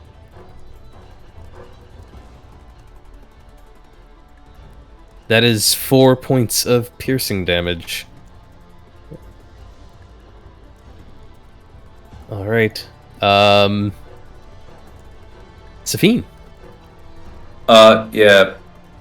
Bonus action. I tell the zombies to clog the hallway. Okay. wait a second. Yeah, that's your problem, buddy.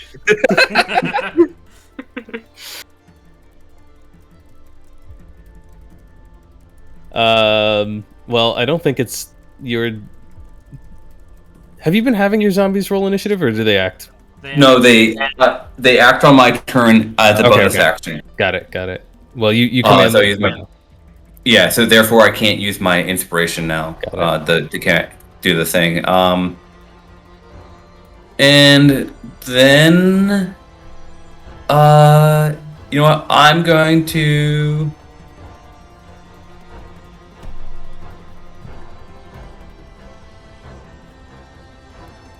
I'm going to move back and hold a vicious mockery for the first thing that comes through the door.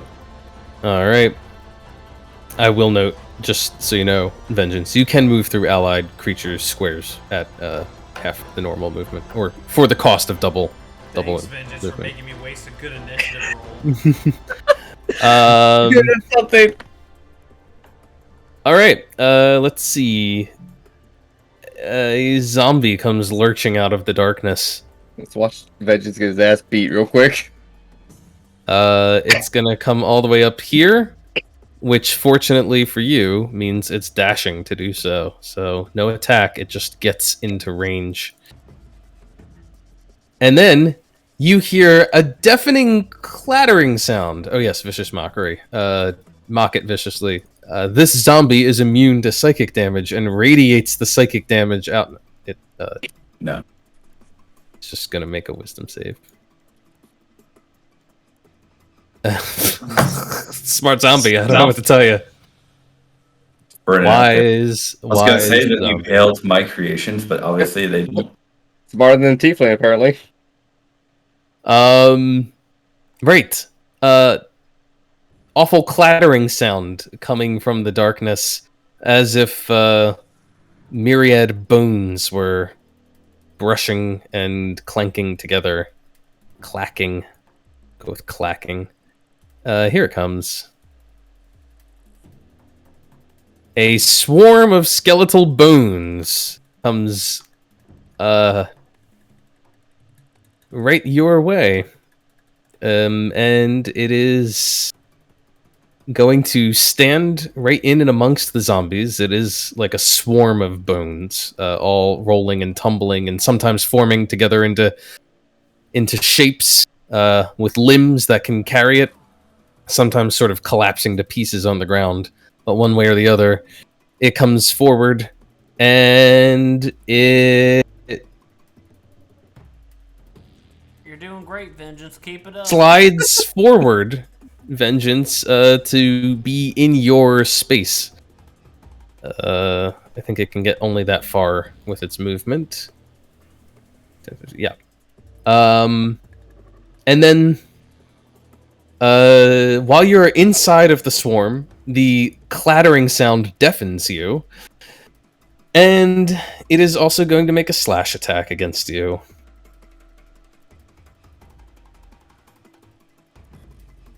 Nope. But that is not going to come anywhere near your AC, as the little bits of bone try to needle their way past your armor to no effect. But that is only the beginning. More zombies are crowding forward. You can see that this one can't quite get to... Actually, can it stand there? Yeah, sure, why not?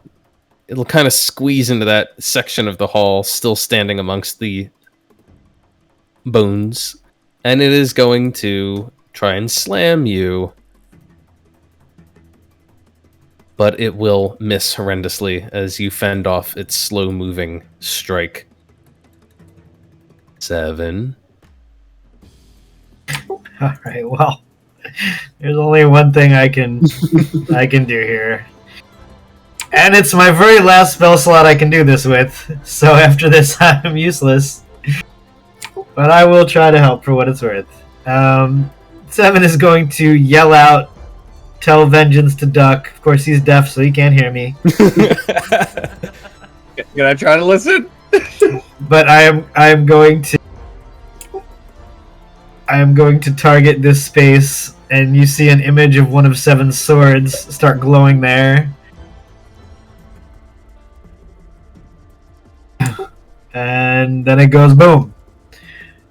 20 foot sphere. I hope I hit a lot of stuff. I don't know. I can't really see back there. I'm just praying. You're just shooting wildly in. You do, in fact, hit a lot of stuff. Let me make some dex saves here. You're gonna see like 40 dex saves here. 1. A 2. A 3. 4. Zombies.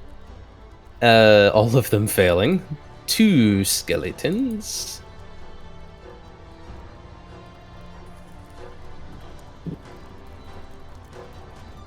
Skeletons have way less hit points. And not 1, but 2 skeletal swarms. And every single one of them fails. That's 42 points of fire damage? Damn. Alright. Decent roll. You just explode the room. Roll, actually. There's a lot of guys, fire. there's a loud boom as many skeletons and zombies explode in flames. A lot of other stuff seems to catch fire in there, filling the darkened tunnel with blazing light.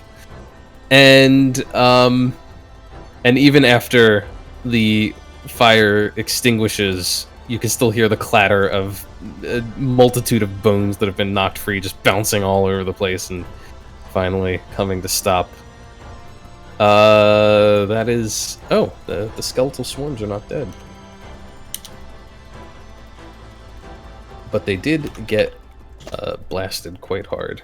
Anything else from 7? Is it an action to mount the skeletal horse? You can actually mount the skeletal horse with half of your movement. 7's getting on the skeletal horse. Okay. Horsey boy. Do I need to make a check for that of any kind? Nope. Go, 7, go. The horse just stands there. Doesn't react at all as you mount it.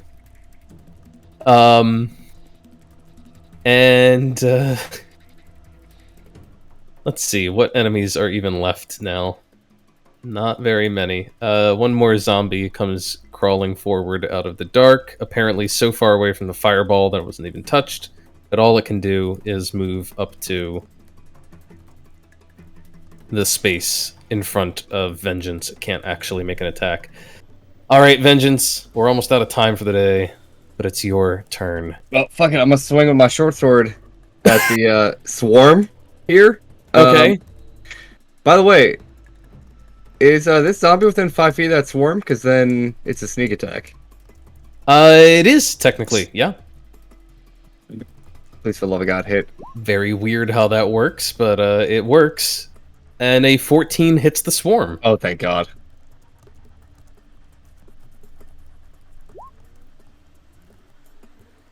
The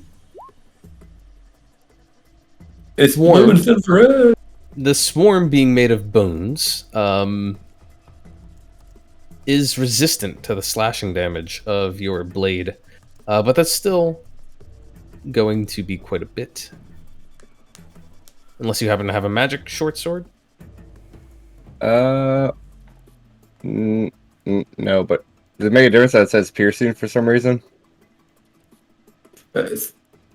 Oh, I'm sorry. Yeah. Oh, yeah. Short swords are piercing. It's still resistant. It's resistant to Damn it. piercing. So. Lame. But you do damage the swarm further, and you can see that many of the bones that make up the swarm have like broken, cracked, and fallen to the ground motionless.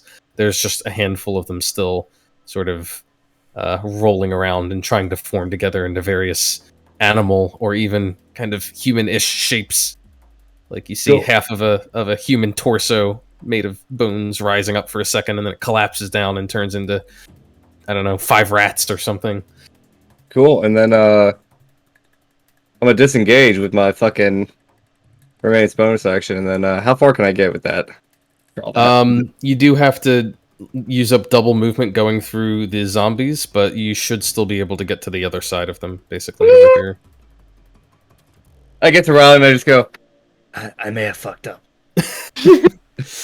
You don't say. That's what happens when you open doors randomly. You didn't go left. I didn't hit left, you're right. I just hit right. Let's see. Another swarm of skeletal bones, many of them looking burned and charred, comes rushing forward into the hall and is going to just attack the zombie. But it's a rather pitiful attack. Oh, 15. 15 is going to do it for only 5 points of slashing, as it's already been badly damaged by the fireball. And, you know, why couldn't you act a little sooner? It would have been so much fun to catch out Vengeance. Alas,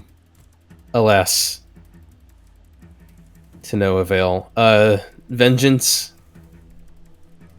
even amongst the swarming skeletal bones on the ground, you see something moving. That rug that you were standing on sort of flaps up and shakes some of the bones off of itself.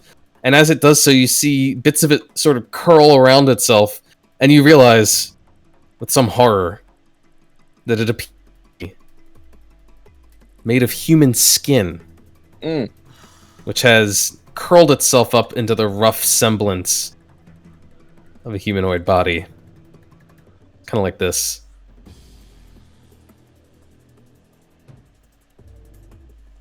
And, it is going to... It's 30 feet of speed. Is that like a fucking dwarf ghost? I had a fly speed. Guess it doesn't. Did he die brewing something? What? He's got the little dwarf brain going. What did I miss? I feel like I missed something. I might not be making Oh, the dead guy? Yes. Oh yeah, maybe it is a dwarf. It's just gonna shuffle forward and attack the zombie, because unfortunately, that's all that's in its way. Vengeance not- said eat skedaddle. Not particularly thoughtful. it will simply slam the zombie. And 11 hits the zombie, I think. Yeah, because it was told to move and flogged it. Got it. 4 points of bludgeoning. And then it will slam again. 13. Deal another 7 points of bludgeoning. And on that second one, after it has landed both blows, kind of wrapping each of its flappy arms around the zombie, it will then try to wrap the rest of its skin around the zombie as well and crush it in a constricting embrace. And the zombie is grappled. Not that these things matter too much to you. Blah blah blah blah blah. I need a strength saving throw from the zombie against being wrapped up in this crushing embrace. Incoming.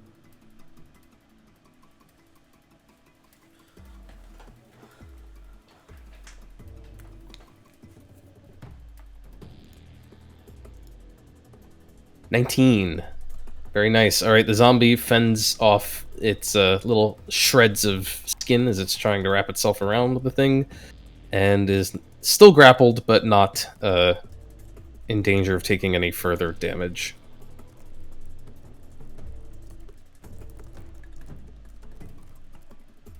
Let's see, we have a couple more left in the round. We'll just wrap them up real quick. This zombie is dead. Merlin is up. Where? Wait, is Nimue in this initiative order? I was thinking that too. I don't think so. I don't think she is. Did you roll for her? I did. I think she rolled like a 16. What did she roll? Alright. Get you in there real quick. Why don't you take your turn right now? Okay. And that's the thing with Nimue. She is definitely a melee fighter. I think she's gonna come up just a little bit. 15, 20, 25, 30. The only melee that she has is a bow. Could you take a shot? Yeah, she can take a shot. It's a narrow hallway. There's a lot of stuff in there, but you can take a shot. What are you shooting at? I'm gonna do just the closest thing. Alright, that would be probably the swarm of skeletons. You do manage to hit the swarm. 4 points of piercing will be halved. It's terrible. But you plunk an arrow in there. Yep. Alright, everything counts. Merlin? And Merlin, I'm gonna have him come up a little bit. Let him come up like here-ish. And I think he's just gonna do a good old hold it dead at the swarm.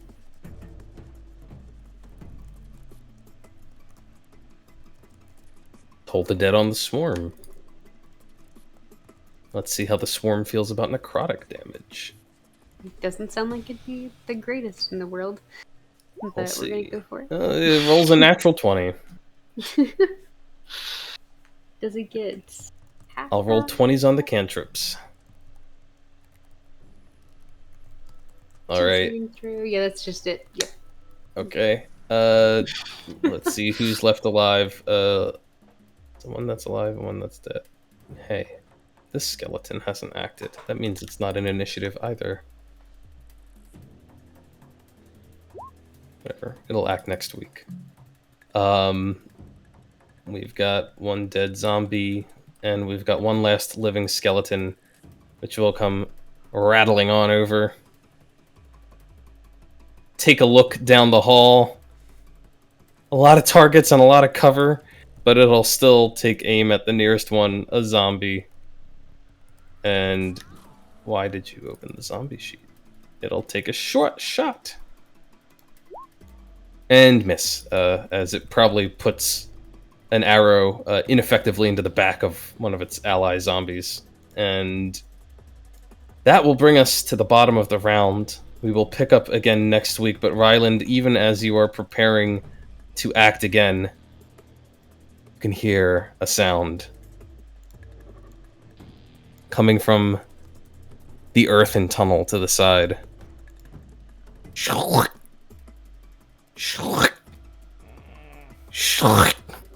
I will have it be known, I claim no responsibility. You have all the fucking responsibility. Sorry. No, I don't. You have Nope, all it was the freaking responsibility. it was not my fault. I thought it was pretty clear that Safine was basically like clog the hallway, and then we just leave my 3 zombies to hold the hallway while we walk out of here, and then come back later. Yeah, but here's the thing, then 7 killed like 80% of them, so it's like, you know, hey, might as well. Yeah, you know, and now that you're pointing that out, I feel like I should get 80% of the experience. I mean, how many fireballs does a guy got to throw? You know what I'm saying? Yeah, that's a good question. Yeah, I will tell you guys this. Speaking of experience, for journeying the length and breadth of the realm of the Fae Queen, encountering strange folk, dangerous diplomatic situations, ambushes, and now horrific otherworldly threats here in Ustalavoy. You guys level up. What? Do we get the... Does the level up give us the effects of a long rest? No, it just gives us the level up.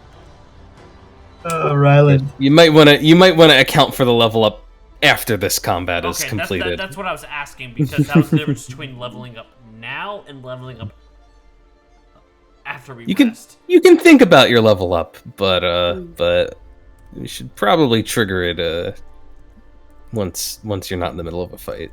Will Vengeance level up? Vengeance will level up as well. Okay. To make sure, because I wasn't there for half that shit. We leveled 10 total. I'm just saying, now you're asking for Eldath intervention at the next big fight, Anthony. No, we'll be a level 11 total. 11. I know, that's what I'll hit 10 cleric, which means I get divine intervention. Which means once a day I can ask for Eldath to intervene on my behalf.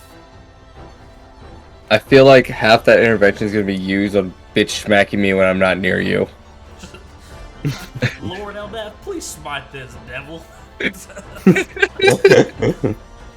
I know you said that they might be trustworthy, but fuck them up. Put that back in line for me. Has anyone ever played with a high-level blade singer before? No. Because you get this. I've had this ability. It's called Song of Defense. And it says when you take damage while your blade song is active, you can use your reaction to expend 1 spell slot and reduce that damage by an amount equal to 5 times the spell slot's level. So, you know, I guess if you want to blow a 5th level slot, you can be like, all right, I'm reducing the damage by 25, which is pretty nice. But I can't really. It doesn't seem that useful. Like, when are you really going to use that? You know, maybe... spoken like someone who never takes damage. I mean, like a dragon's breath, I could see using it, but like, you know, other than that, like, you're not gonna blow a 5th level slot just to like avoid a fireball. You know what I mean? Basically, at this point, as a cleric, I'm tapped out at 10 cleric until I hit 17 now. So there ain't gonna be nothing fancy coming out of Ryland except for spells. Hey, look, all I'm saying is we got Ryland to tank all this damage for us, so we're all pretty good on that front, you know? Listen, I take damage better than anyone in any party ever. Regardless of the class I'm playing. Yeah, he does take a lot of hits, that's for It's sure. a lot of him and Nimue both take a lot of hits. Oh, Nimue gets punished too. That's right. Nimue gets hit Front line, really though. hard. I mean, and honestly, you haven't even put traps into this game yet, Anthony. So you haven't. No, you guys Yeah. haven't even really encountered a trap. You know I'm gonna fall. Why would you remind him of that? I mean, there was kind of a trap right there that you guys just like. Whoa, that was all. Wait, you say you guys? You guys. Who are you talking about here? You know, the one person that should have, seen the trap coming didn't really see it coming because he's kind of stupid.